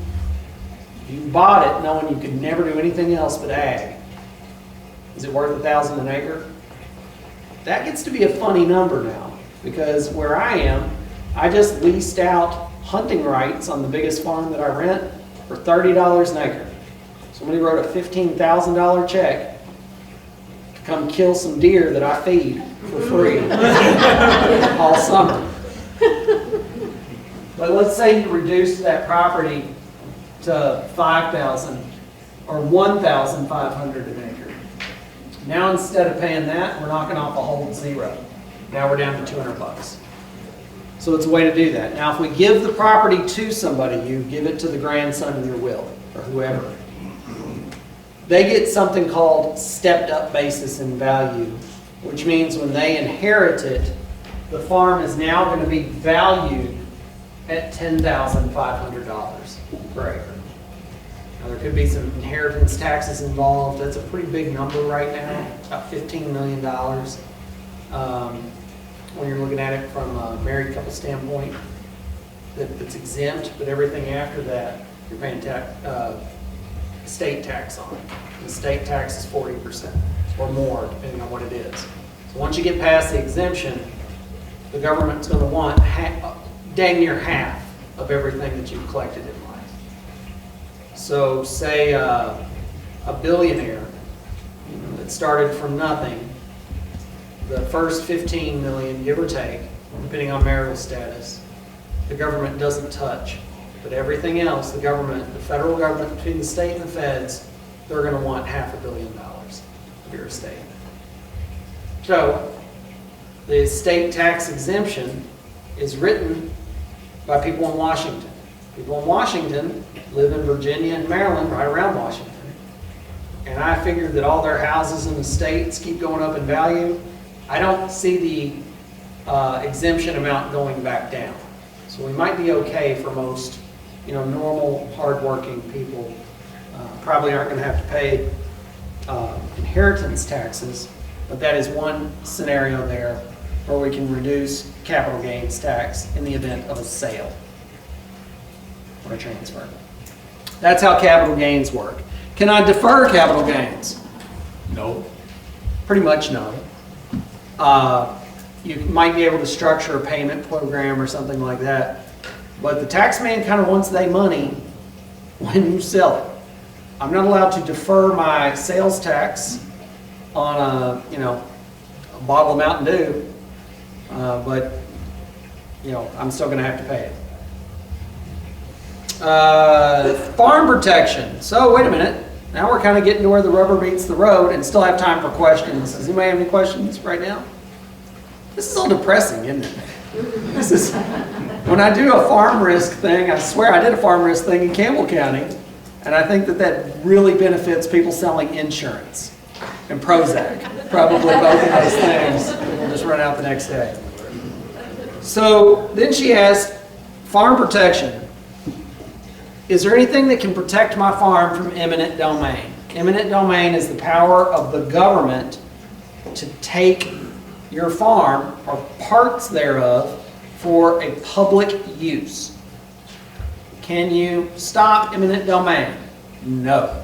Is there anything we can do to the farm to stop eminent domain? And the answer is pretty much no. What will stop eminent domain? Find some native people relics on it. Have a cemetery that they got to move. But short of any of that, it's in the Constitution. And we saved that from the power of the kings in England that we hated and fought a war over. But we were like, hey, this government can ultimately do anything they want with land. We like that idea. We're going to keep it. And it's in the Fifth Amendment to the United States Constitution. No. I know a lot of y'all didn't read past that right to remain silent portion, you criminals. But after that, they say if there's a taking, you must be given just compensation. So how that would work is if the government, and it's not just the government, it's the federal government, the state government, local government municipalities. You'll have a cathedral of a fire station at the end of the road here. That is really nice. There's a lot of non-fire stuff related. I just want to walk in it. I want to know what's going on. They have the power of eminent domain, and then the other people are public utilities. Public utilities can use the power of eminent domain to seize your property, to put the power line through, or that water line we were talking about. So say they take that amount of property, if the market value is $10,000 an acre and they take an acre for a road expansion or whatever it is they're doing, they have to pay you the $10,000 or whatever amount of harm that they've caused. Can you stop eminent domain? No. We have a Pace Farm in Glendale, Kentucky, and that, you all might recognize that from the news because we had something called a mega site, industrial site, where they're going to start making the batteries. This guy was in the PACE program. The farm is protected, and the way the thing worked is his farm is here, and the government had built the sewage line to one side of his property for about 7 miles, and the other way is about 4 miles, and got to there. Guess where that sewage line's probably going to go? Probably going to go through your land. They're going to pay for it, and he did not believe me and hired an attorney, and $40,000 later in attorney's fees. What do you think? He's got a pipe going through his property. He paid a $40,000 lesson in the Constitution. You're not going to beat eminent domain. You might delay eminent domain, you might get a few extra dollars out of the government, but you're not going to beat it. That's eminent domain in a nutshell. I can save you $40,000. I'll bill every one of you when I'm done. Yes, ma'am. There's a problem with that sewer line and it leads to well. Who's the responsibility then? Whoever owns the easement. So the sewer people would have to come back out, dig it up, fix the patch, and fix any damage they've caused you. In this situation, it was pretty neat. He tried to argue, well, I can't develop the property now. I'm like, well, wait a minute. What were you planning on doing there, buddy? You've already, donated the easement, and particularly where the line went was in a floodplain where there wasn't going to be anything to develop anyway. So he had cattle pasture. Anybody knows that's been around dirt, when you bring up subsoil, it will never, ever, ever be the same. Ever. You might get it pretty close, but it'll never be like it was. And he was able to sue for the amount of ag impact that would have had, the cost of reseeding, all of that stuff was all borne by the company. And the company put in brand new fence and everything else, and they were done. Yes, sir. Yeah, Clint, you mentioned utility companies, you have airports, highway Yep. departments, that kind of thing. Have you seen anywhere in Kentucky where local government fiscal court has done eminent domain? Oh, yeah. All the time. They very clearly have the power of eminent domain. It's got to be for a public use. What would be an example? School districts, school buildings, road departments that are part of the county, expanding roads. They need your property to put the new salt building on. They can use the power of eminent domain, take it, build their building. Does that apply to right of way on like? Yeah, oh, absolutely. Yeah, I've got Do they that. have to notify you of that? Oh, yeah, yeah. You know, they changed the easement, there's a difference between. The state road that runs along our property, Uh-huh. they took land on both sides of the road. We owned on both sides of the road. And they took it, and we did not know they took it, and enlarged their right-of-way. Wait a minute, did they enlarge the road, or did they enlarge the right-of-way? They enlarged the right-of-way. No, No. what they did, they took it on one side. They said they get 10 feet on each side. They said, we want 5 on this side, now we got Because 15 on there's this a creek side. there. They And they changed, took they more on changed the what other side. side. Then I'd sue them and get your money. But I'm gonna guess that their easement was already farther than what they had the road built, and they just made their road bigger, but No, they're, no, they didn't enlarge the road at all. The way we found out about it was when my daughter built on the opposite side of the road, and she had to go farther back than the structure was that was there, because they said the right-of-way had been increased, Modified, and it was increased. without you knowing, yes. I don't know that could be a legal possibility. In Campbell County, you can. Campbell County can do what they want to do. Well, when we buy property, Yeah, I just went through this. I bought that property, and they had a right of way through there. How wide? So many feet. Okay, so let's say the original was 5 feet, and then we'll do a second example on 10 feet. And I'm measuring 10 either way on the side of the road, right? Center of the road, Center of the road. 15-foot center of the road, either way. Okay, well, Ten we'll feet do it. rules. We'll call it 15 feet. So the entirety of the thing is 30 feet wide. If it's a single lane road and they want to come through and put shoulders on it, they don't have to notify you at all because they already have that easement. That's already in their footprint. Well, All right. in our case, it's a creek, right next to the road. Right, so now So they there's no said, way to expand the road into the creek. so they said they're going 5 feet on that side now, and say 20 feet on the other side. So That would have required notification though. They cannot alter. I want to learn all about this. So I'm going to get my card later because I'm going to look it up. Okay. Because I'm guaranteeing something, or I guarantee they have a document saying they did notify you. Now, whether or not that existed. We have one where they amended the date back on, that's a long, we'll get into it. Okay. I wanted to talk, I'd like to hire a lawyer for this one. First of all, hold on. This is Northern Kentucky, right? And you just said something. This is one of my absolute pet peeves. What'd you just say? Michelle knows what I'm talking about because I do this. What'd you say? I'd like to hire a lawyer, but not one here. Okay, a lawyer. I did not go to law school. I don't practice the law. Louisville, I know, well, I know. Because so, a lawyer, we're going to get you one of those. The thing about a rule, an easement, or a right-of-way is these things through a court can be reasonably enlarged. Sometimes they can be reasonably enlarged with compensation and sometimes without. But they can be enlarged, but it requires notice. That's the thing. So that's what I'm worried. I'm betting they have a piece of paper that says they notified you. Now, whether they actually did, I've also seen that. But This is an old roadway that was originally a toll gate. yeah, we got it. So far back, the family was the one, the Germans who made this road. Sure. So when they put that road in, it followed the creek. Yeah, So one side of the road is a creek. You can't expand the road into the creek. right. So But the right of way can expand. the right of way can expand. Yeah, the right-of-way can expand, but it requires some notice. No. So here's another one. That right-of-way that went through your property, through your farm, to get somewhere else, a whole lot of them are 5 feet wide. Because those are horse and buggy easements and horse and buggy access. My combine now, and this is with the head off of it, the head isn't on.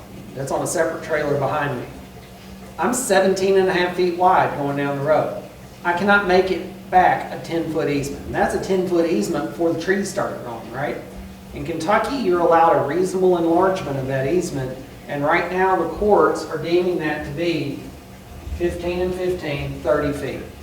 So if you got one through somebody else, or somebody's got one through you, they be aware they can petition the court for that, and it's called a reasonable enlargement, and that's to accommodate modern equipment. It's me. That's what they're needing to do. But I can tell you that 17 and a half foot combine will not fit on a couple bridges in Scott County because the little guardrail got crumpled where I tried. I tried like 3 times on one, and it still wouldn't fit. And I tried 3 times, and it's still too narrow and turn around. But that's the rule on that.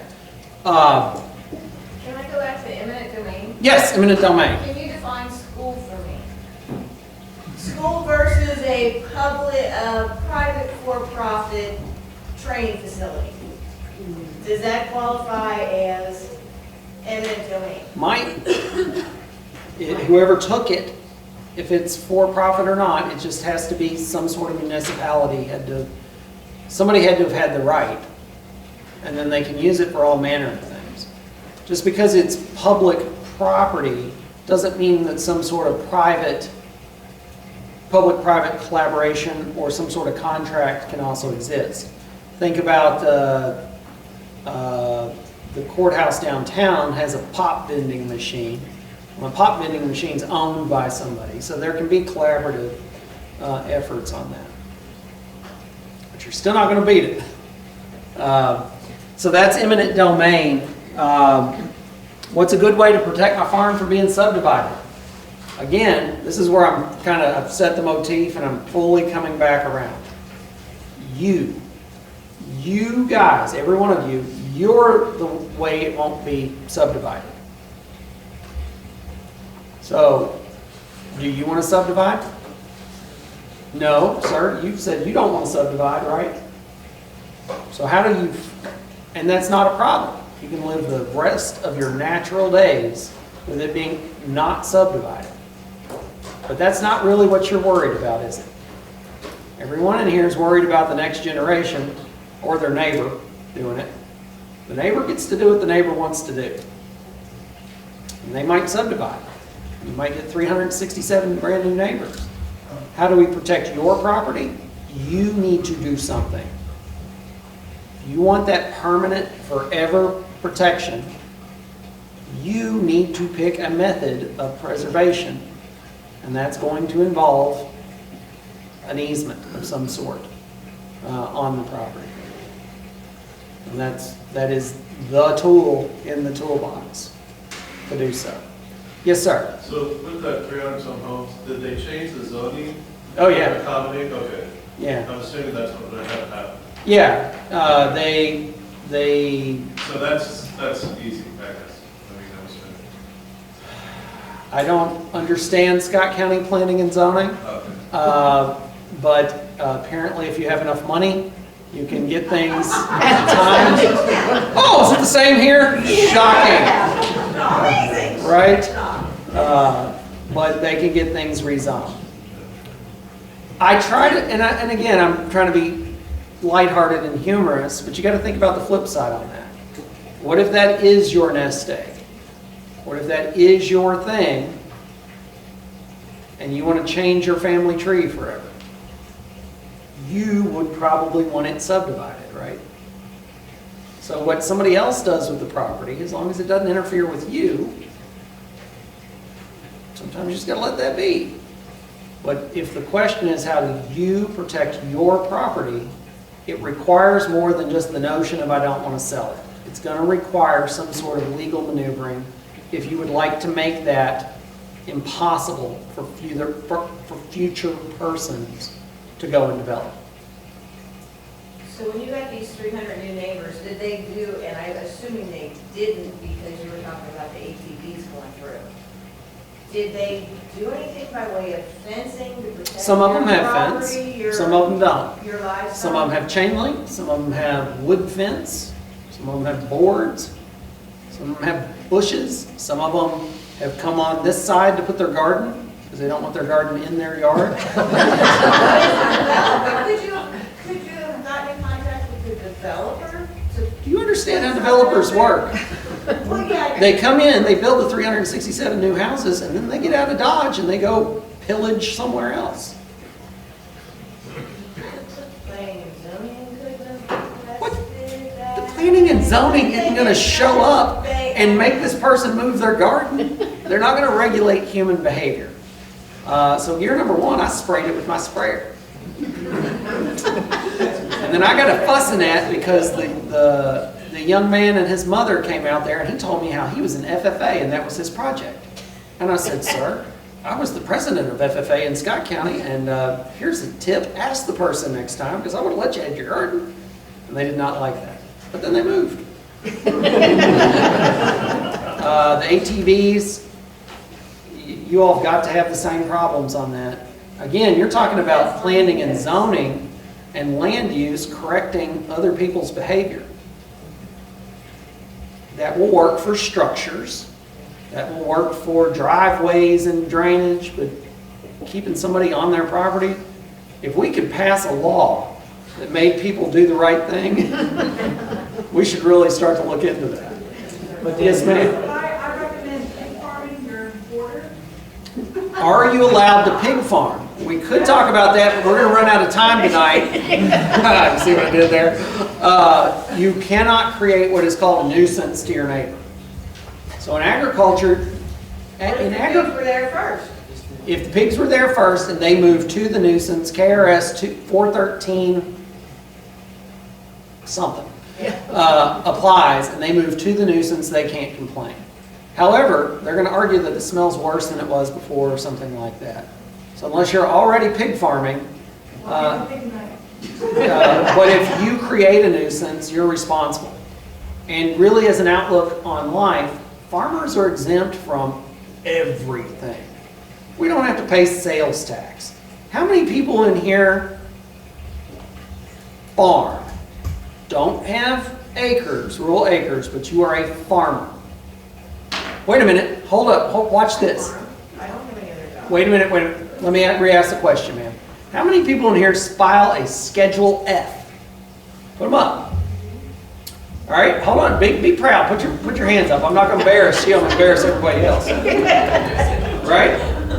You see these hands? How many people in here have an agriculture plate on your vehicle? Oh, you liars. When you fill out your plate form, you are swearing, legally swearing that you're a farmer. I'm supporting FFA 4-H and all that.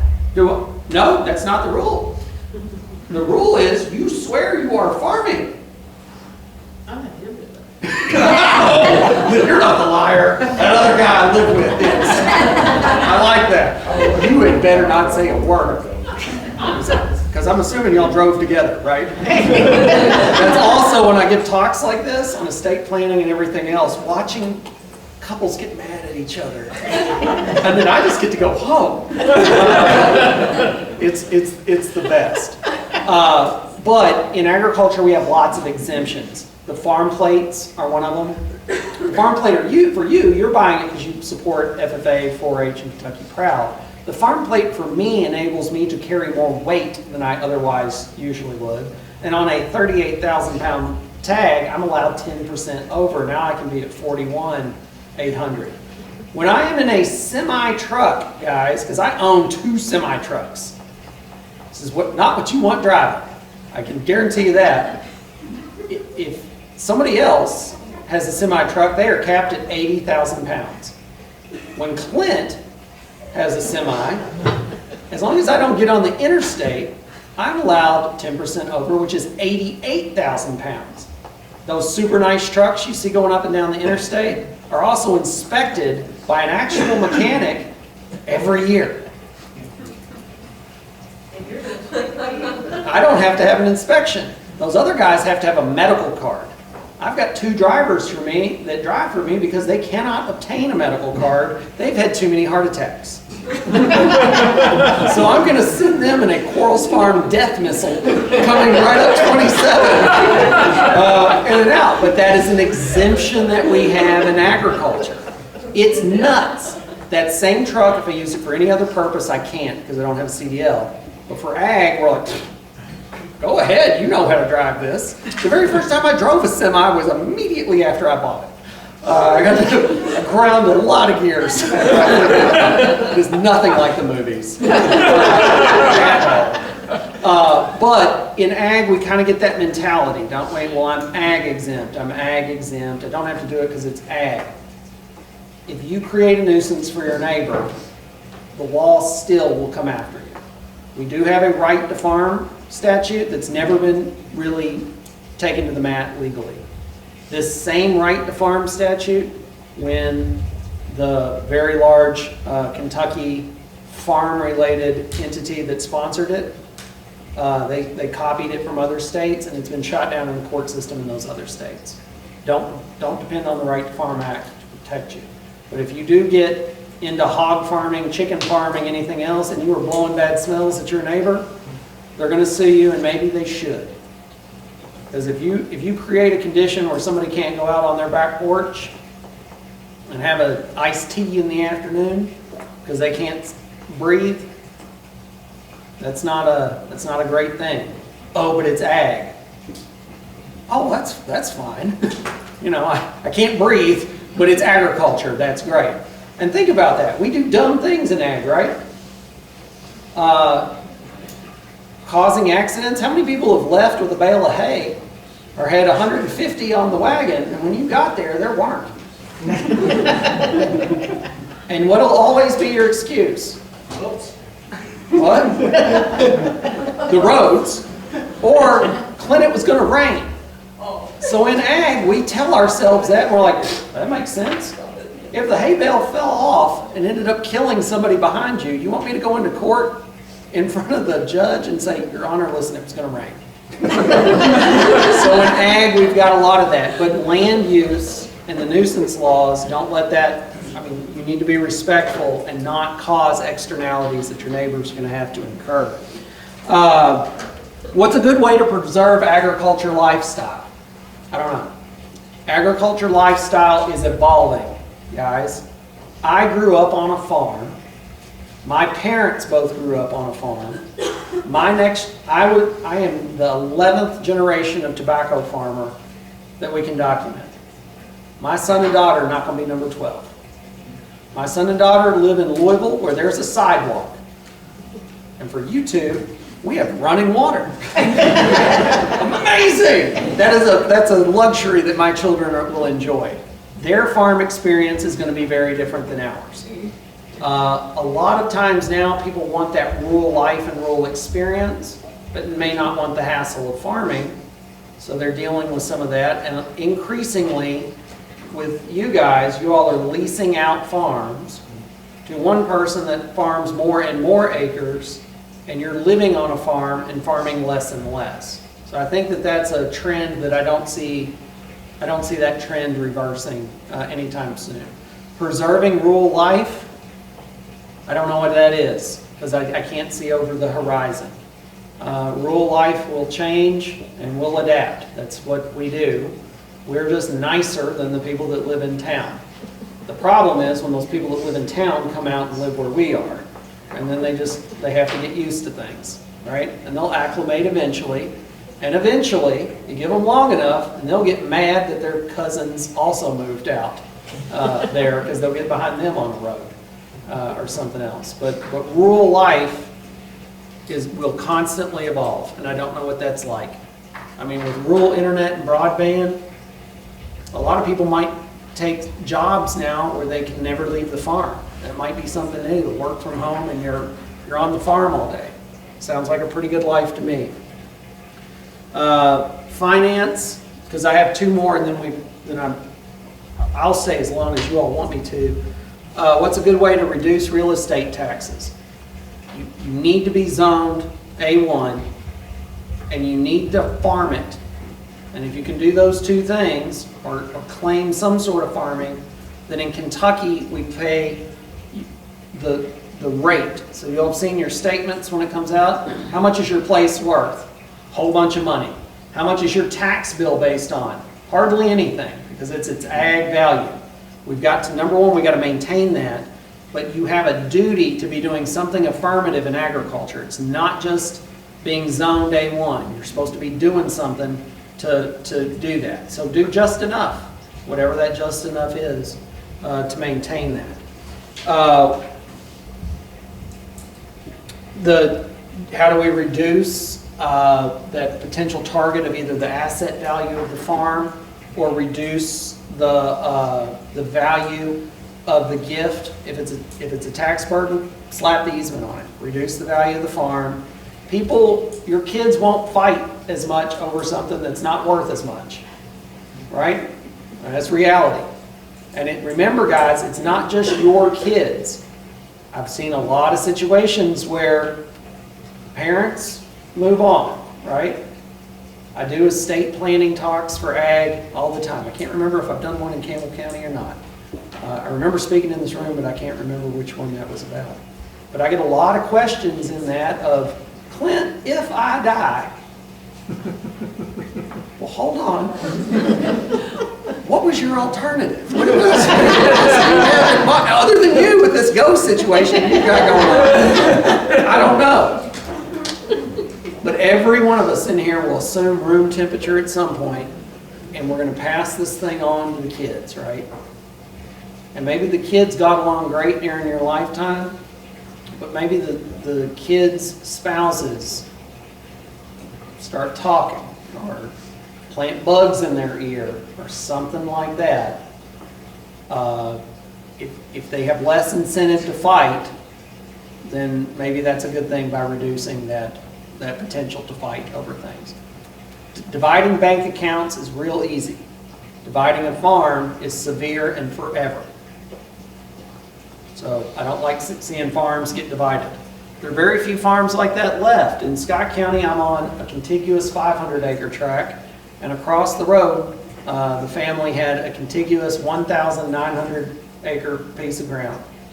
And it remained that way until just a couple years ago, and that family has subdivided it 3 ways. But I'll see that in houses before I die, I bet. Yeah. So even the big farms are getting broken up, and eventually you'll break farms up enough that they're not a farmable unit anymore.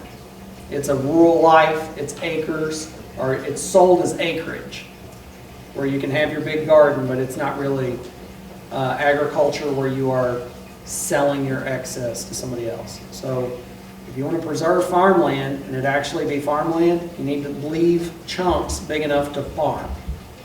And that's a big concern now, is finding enough acres.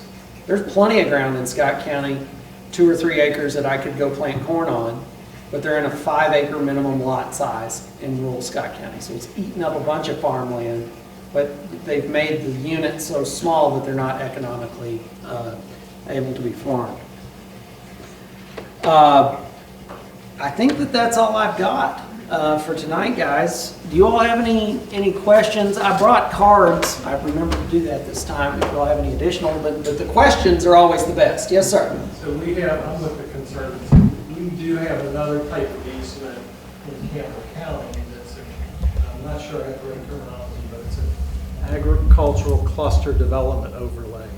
Okay, now that is a hybrid of things that we've talked about, because that's essentially an easement and a zoning variance in use all at the same time that's rolled together.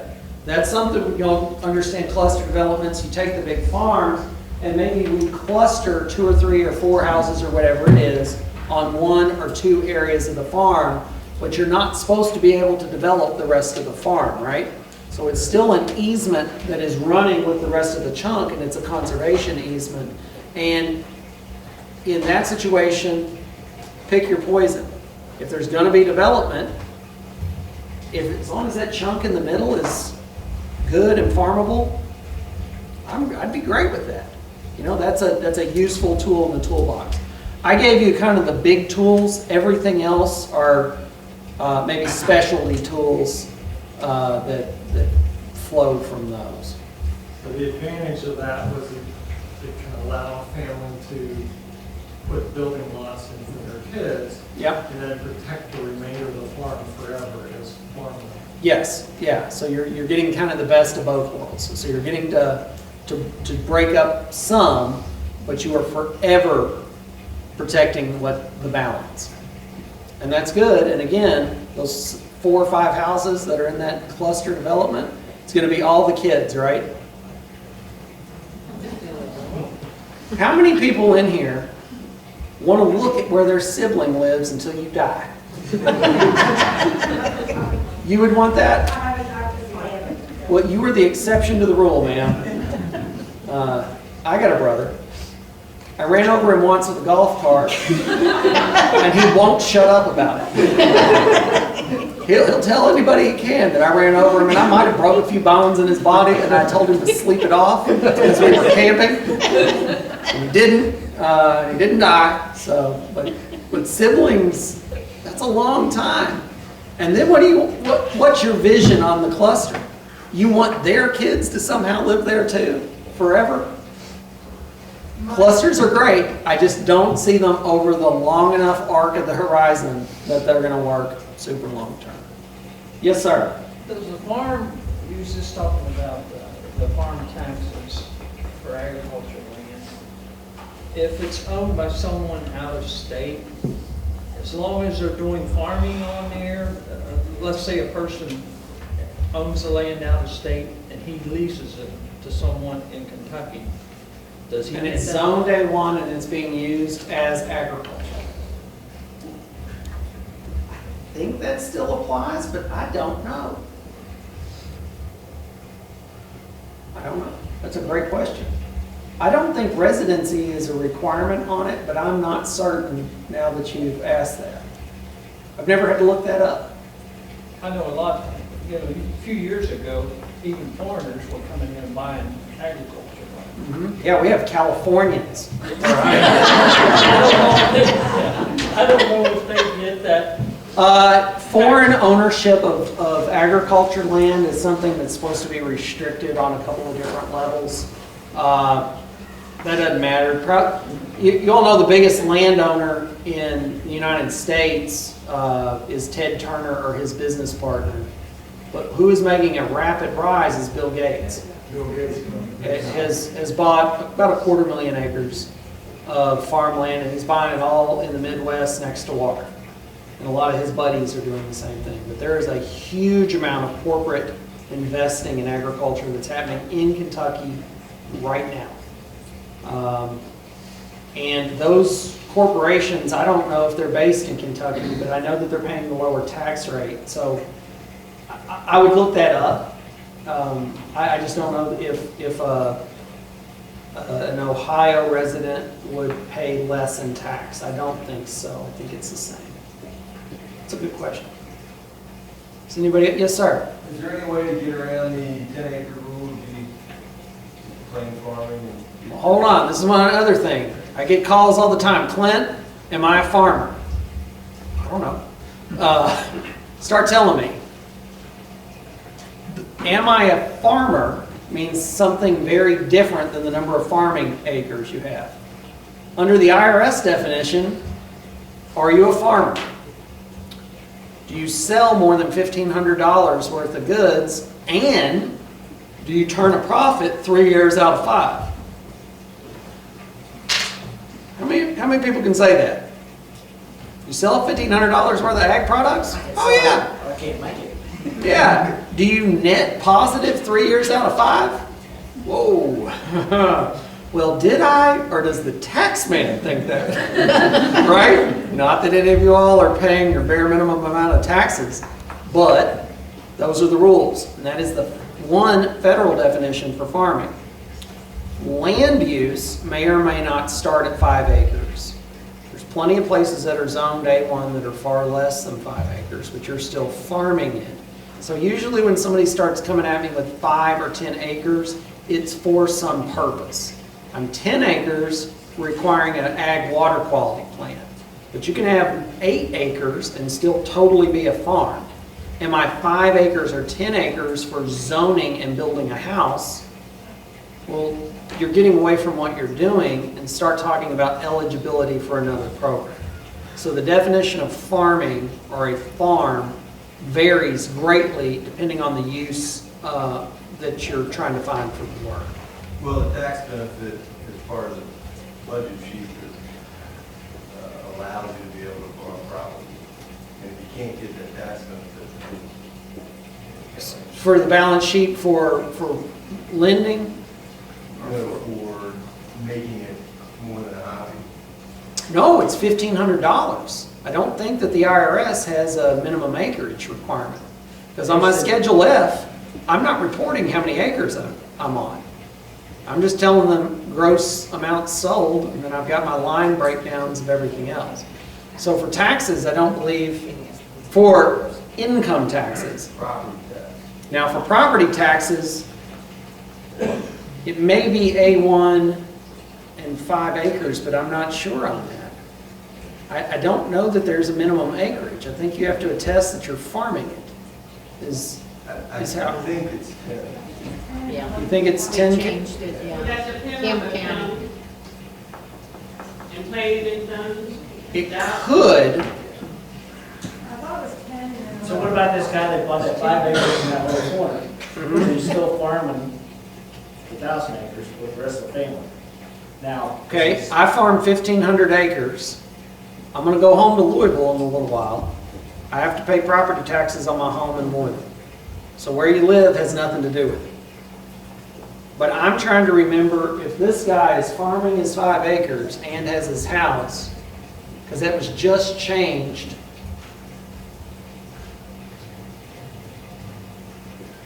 I don't know. I would have read up on that if I had thought about taxes here. I don't know if you have to have 5 to guarantee it, but your local PVA has a great deal of latitude in assigning farm or not. The rule that was passed was to force the PVA to value things at different rates. And that law is now 3 or 4 years old, I think. Fran? Yes ma'am. In Campbell County, Daniel Ron, well, the rule is if you've got 5 acres and drawing a revenue from that 5 acres. Okay, and Agricultural. for PVA purposes, okay, then it may be 5 here. So there can, 5 acres. 5, if you're drawing, more, that's usually from horticulture, right? But as long as you're making revenue on the 5 acres. okay, as qualifying for the ag exemption rule. So I'll have to see if that 5 acres is a uniform rule or not. Otherwise, it's 10 and 1 acre per residence. The 11. Okay, so you might have a tailored rule for that here in Campbell County. But again, we're talking about somewhere that has planning and zoning versus Rockcastle County, Kentucky is the Wild West. You can do whatever you want down there. That's a good comment. Thank you. Anybody else have any questions? Really? I don't believe that. Okay, I have a question. Okay. So let's say you take the farm and you protect it forever and ever and always, so it always is gonna be a farm. Uh-huh. And let's say I love the farm and I am willing to take care of the farm, but my siblings are not.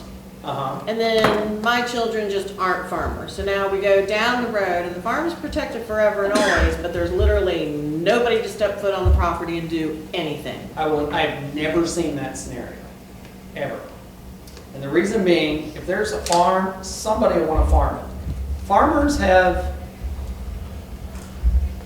an addiction. I don't know how else to describe it. I don't understand. Right, but are your children gonna farm? They're 8 and 10. I'm worried about them brushing their teeth every day. Mine are older and I can guarantee. My son, when he was 4, I was working from home. He came into my office and told me the wall bit him. And I went back out and he had a screwdriver and he didn't just take the plate off. He had the outlet out and he had taken 2 wires off already. I'd say the wall did bite him. I'm worried about getting my children to reproductive age. That happens. But think about how many people in this room farm, and you're doing a farm budget for the coming year, and you have that gambler mentality. And you think, it's 2022, I really want to break even because I could sure use the money. Right? And none of y'all know any real gamblers to understand that. But if you meet somebody that has a gambling addiction and they talk about breaking even because they need the money, well, you can also do that by not gambling. Farmers don't see it that way. I mean, it is, I can't wait to go in. Some people can't wait to go pull the slot machine one more time. And a lot of farmers cannot wait to go potentially lose money on somebody else's property by renting it. So there will be a plethora of people willing and able to take over the farm, particularly if it's free. What you're worried about is co-ownership of real property and one person wanting to bail out. And I hear that all the time. I've probably heard it legit, man, 20 times this week. Well, I want to farm, but my siblings don't have any interest in farming. I should get the farm, right? They won't want it. I'm thinking, that's a $3 million asset. I'm going to guess they're interested in money. They may not want to farm it, but they might want the money. So you got to differentiate who's doing the farming from land preservation versus multiple owners. The thing about having multiple owners, and I went over this Tuesday night with because I teach ag law at UK. Every semester I have people write down the pearls of wisdom, and one of the things I have them write down is do not own property with somebody you're not married to. And that's one of Clint's guides for life. Because eventually there'll be a fight, and when there is co-ownership, any person, regardless of their fractionary interest, can have an auction and have the farm sold. So it doesn't matter if you own 5% or 95%, you can force that thing to be sold. So as long as it's just you or you and your spouse, don't own property of somebody else. If you got 4 siblings that are not interested in the farm, buy them out. Then you'll see how interested in the farm they are. Oh, $1,000 an acre is your offer? I think it's worth 10. I'm going to keep my share right now. They'll start fighting once money's involved. Except for you, right? Because you get along great with your siblings. No, I have a different take on it. I was actually here, I was trying to figure out how to avoid taxes and your government And city water, Yeah, and flooring. Look back period you talked about, you said there was 7 year for one, and there's a 5 year, like, 7 years is the look-back period for Medicare, Medicaid. why was there a 5 year? It's 5, but it can be extended to 7 if there's some sort of pattern of behavior of divesting yourself of assets. I'm trying to do it early. So do it now. Okay, so, that's why I was thinking about using the LLC, you look at your cars, like, she's not even having your name. Put in a business name, put a trust maybe for that as a farm, so how can you get that into a family name where it's not even a look back portion of it? You see what I'm saying? You're going to need an attorney to help you structure some of those things. Not a lawyer. I said it right. The spelling's the same. I don't know. I mean, I struggle with that internally. Because think about it, what you're trying to set up with an LLC or corporation is if you cause somebody else a huge amount of harm, you're going to try not to pay them. That's ultimately what a corporation and an LLC is set up for. So that if well, No, there's no well. That's exactly what it is you're trying to avoid paying somebody at some point. yeah. Whether that's the government or Or an auto accident that's astronomical, yes. but you still killed the person. Maybe. They're from Ohio. They can't drive, right? But in that scenario, yes. Taxes, insurance go to the titled owner of a piece of property. The trusts are still paying taxes. The trust will still have the legal responsibilities that come with land. Landowners have responsibilities towards others and maintaining safe condition of the property and things like that. But is there ultimately is there a way to preserve a farm from creditors forever? No. It'll eventually catch up, eventually. Otherwise, that would be the norm of property ownership. Yes, sir. The big piece of land that you bought, is there smaller farms next door? My wife and I bought 90 acres. So at sale number 1, we bought 17. At sale number 2, we bought 73. So, yeah. Is there smaller farms, smaller than that? Next to me? Yeah. Yeah. Did they say thanks for spending so much money and raising our taxes? It didn't raise their taxes. Didn't raise their taxes? No, because you're still taxed at the ag rate. It does not matter if I come in and pay $50,000 an acre for a farm. That won't affect your tax bill whatsoever.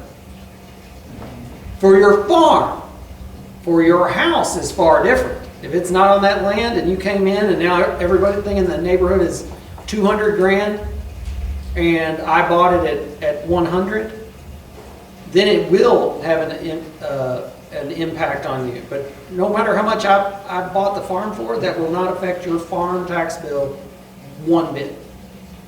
House, yes. Yeah, it doesn't matter how much, that will not affect the farm property taxes because farm property is taxed at its ag value. See what I mean there? So it doesn't move the needle here whatsoever. What it could affect is Clint paid $10,000 an acre, and you're acting like that's a lot of money. Looking back, I stole that thing at $10,000 an acre. What it might affect is this guy over here, maybe his balance sheet just doubled or tripled. or it gave him far more equity, or I have seen one of these. This person has the farm at $5,000 an acre, going through a divorce, trying to keep it, valuing it $5,000. This lawyer coming in, paying 10 grand for next door. Now this guy has to fully compensate his wife. We should probably get fully compensated anyway. I'm one of these rare attorneys where I try to make sure everybody is fair, right? We can still do that. I have faith in society. Sometimes. A little bit. Those are all very, very good questions. Anybody else? I'll stick around for a while if y'all got. Did you say you're getting $30 an acre? For hunting rights? Yeah. Yes. I'm not trying to stir a pot up here, but $30 is where it's trending. $10 to $30 an acre, but in central Kentucky, especially if you're this close to Cincinnati, the addiction to farming is probably equally matched with people that have an addiction to hunting. And think about that. How many people in here are hunters? I always love this. Raise your hand if you're a sportsman. Okay, not you, but I've been picking on you all night. What's your name, sir? Dave Gohegan. Dave? Yeah. You're a sportsman, right? I'm a harvester. Okay, you said you were a sportsman. You play any other sports? Or have you in your life? Yeah. What'd you play? Oh, tennis. Okay, did the other person in the tennis match know they were playing? I guess so. Well, I don't think that deer did. I don't consider that to be a sport at all. That's why I call it harvesting. Right. Although some people tell me they know they're playing. So my question there is, has anybody claimed that a hunt lease is agricultural value or agricultural? I've seen in terms of where you place the revenue stream, it depends. I know a lot of people, and there's been some IRS guidance that have gone kind of both ways on this. Because is it considered Schedule F income, or is it Schedule, it's K, right, for rental property? It's K? Yeah. Or does it go on K? Ultimately, it doesn't matter because you have another schedule that combines all of that income, right? So where it's taxed, I'm not sure where it's taxed, but it would be taxed as income because you're getting it as income. $30 an acre is a very good going rate where I am, and it's people that have hunted their family farms and then sold them for development but still like hunting. It is professionals that have moved in from other places that want to hunt and don't know anybody. Or guys, I mean, the places you can hunt are being developed. So green space is at a premium. And then maybe somewhere on that spectrum, public lands that have been available for hunting have been boxed out. And then probably the last thing that has driven the hunting lease market are hunters paying leases. So before I've got that 500-acre farm. For the past 4 years on that farm, we've harvested between 40 and 50 does. And that doesn't make a dent in the population. Yeah, I've got a little bit of crop damage. It's really great to see them eat $30,000 or $40,000 of crop every year. But so I leased the farm out. Well, before it was anybody with a rifle that acted like they had some sense, I'd let hunt it because I wanted to eliminate the deer. Now, if I can make 15 grand and the deer are going to damage it anyway, I want the 15 grand, and now one person's hunting it. So it's made the pool of available land by leasing has made it harder to obtain land. So it kind of compounds itself. I was just wondering if there was any way for a landowner to claim that counted towards the $1,500 for agricultural exemption. No, I think it's $1,500 has to be goods. I'm pretty sure you have to be selling a good. Because if you're selling a service, that's not farming. Pretty sure about that. That's a good question, though.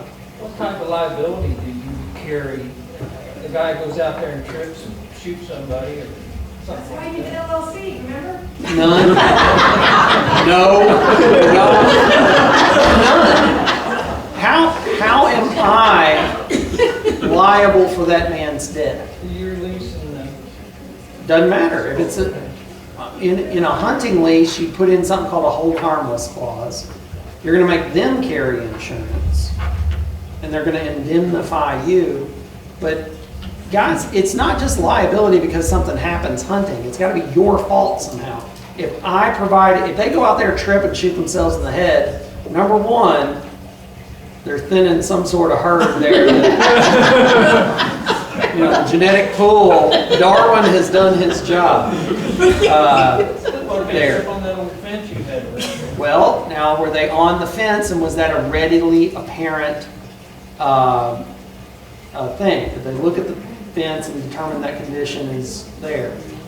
Where you do incur liability is if you say, here you can hunt it and you can use my deer stand that I've not maintained for years, and they fall out of the deer stand. There is liability cases over that.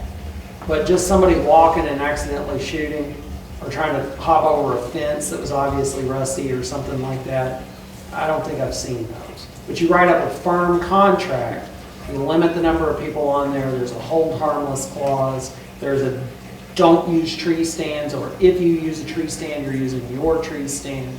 Stay off my ag equipment, stay out of my ag buildings. So you draft a contract.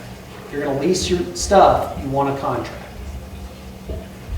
There's a law in Kentucky that says any lease of any real estate for longer than a year, 366 days, requires a lease anyway.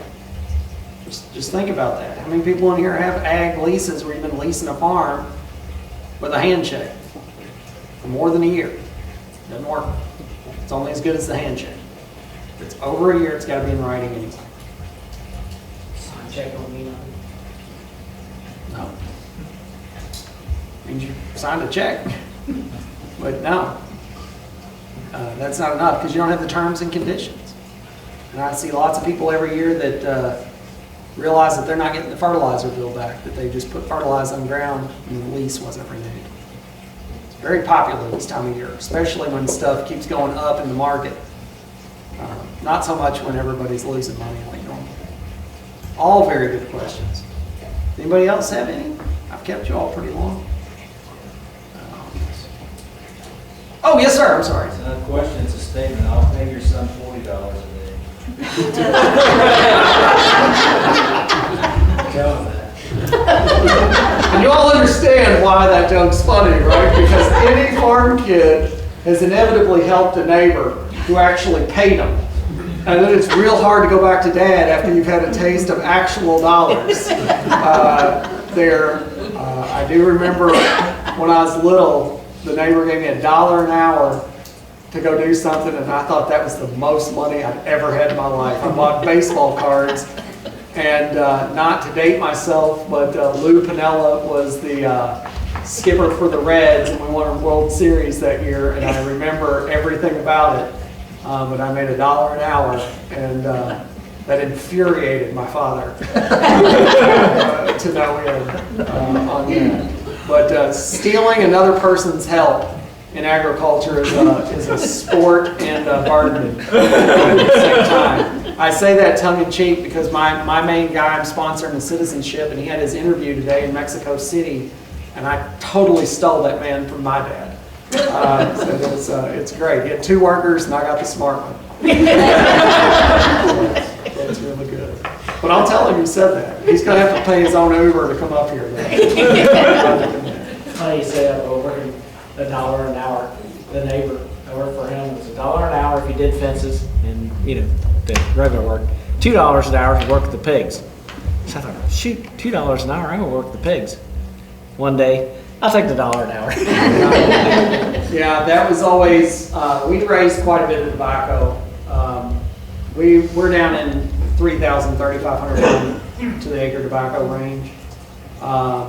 And once it moved to per stick, if your neighbors were paying 20 cents a stick and you couldn't find help, just start paying 25. You'll get help until they start paying 30 to get them back. But that's, guys, and that's a great metaphor and maybe something to end the evening on here.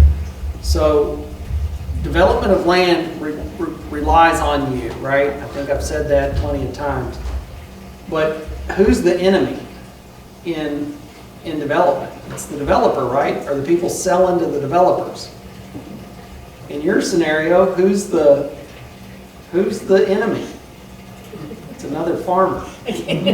Farmers are our own worst enemies, more than the EPA, more than the government, more than non-rural people moving in. If you want that piece of property to remain undeveloped, and that was your last question on there, how do we ultimately keep it? A farm's got to remain profitable.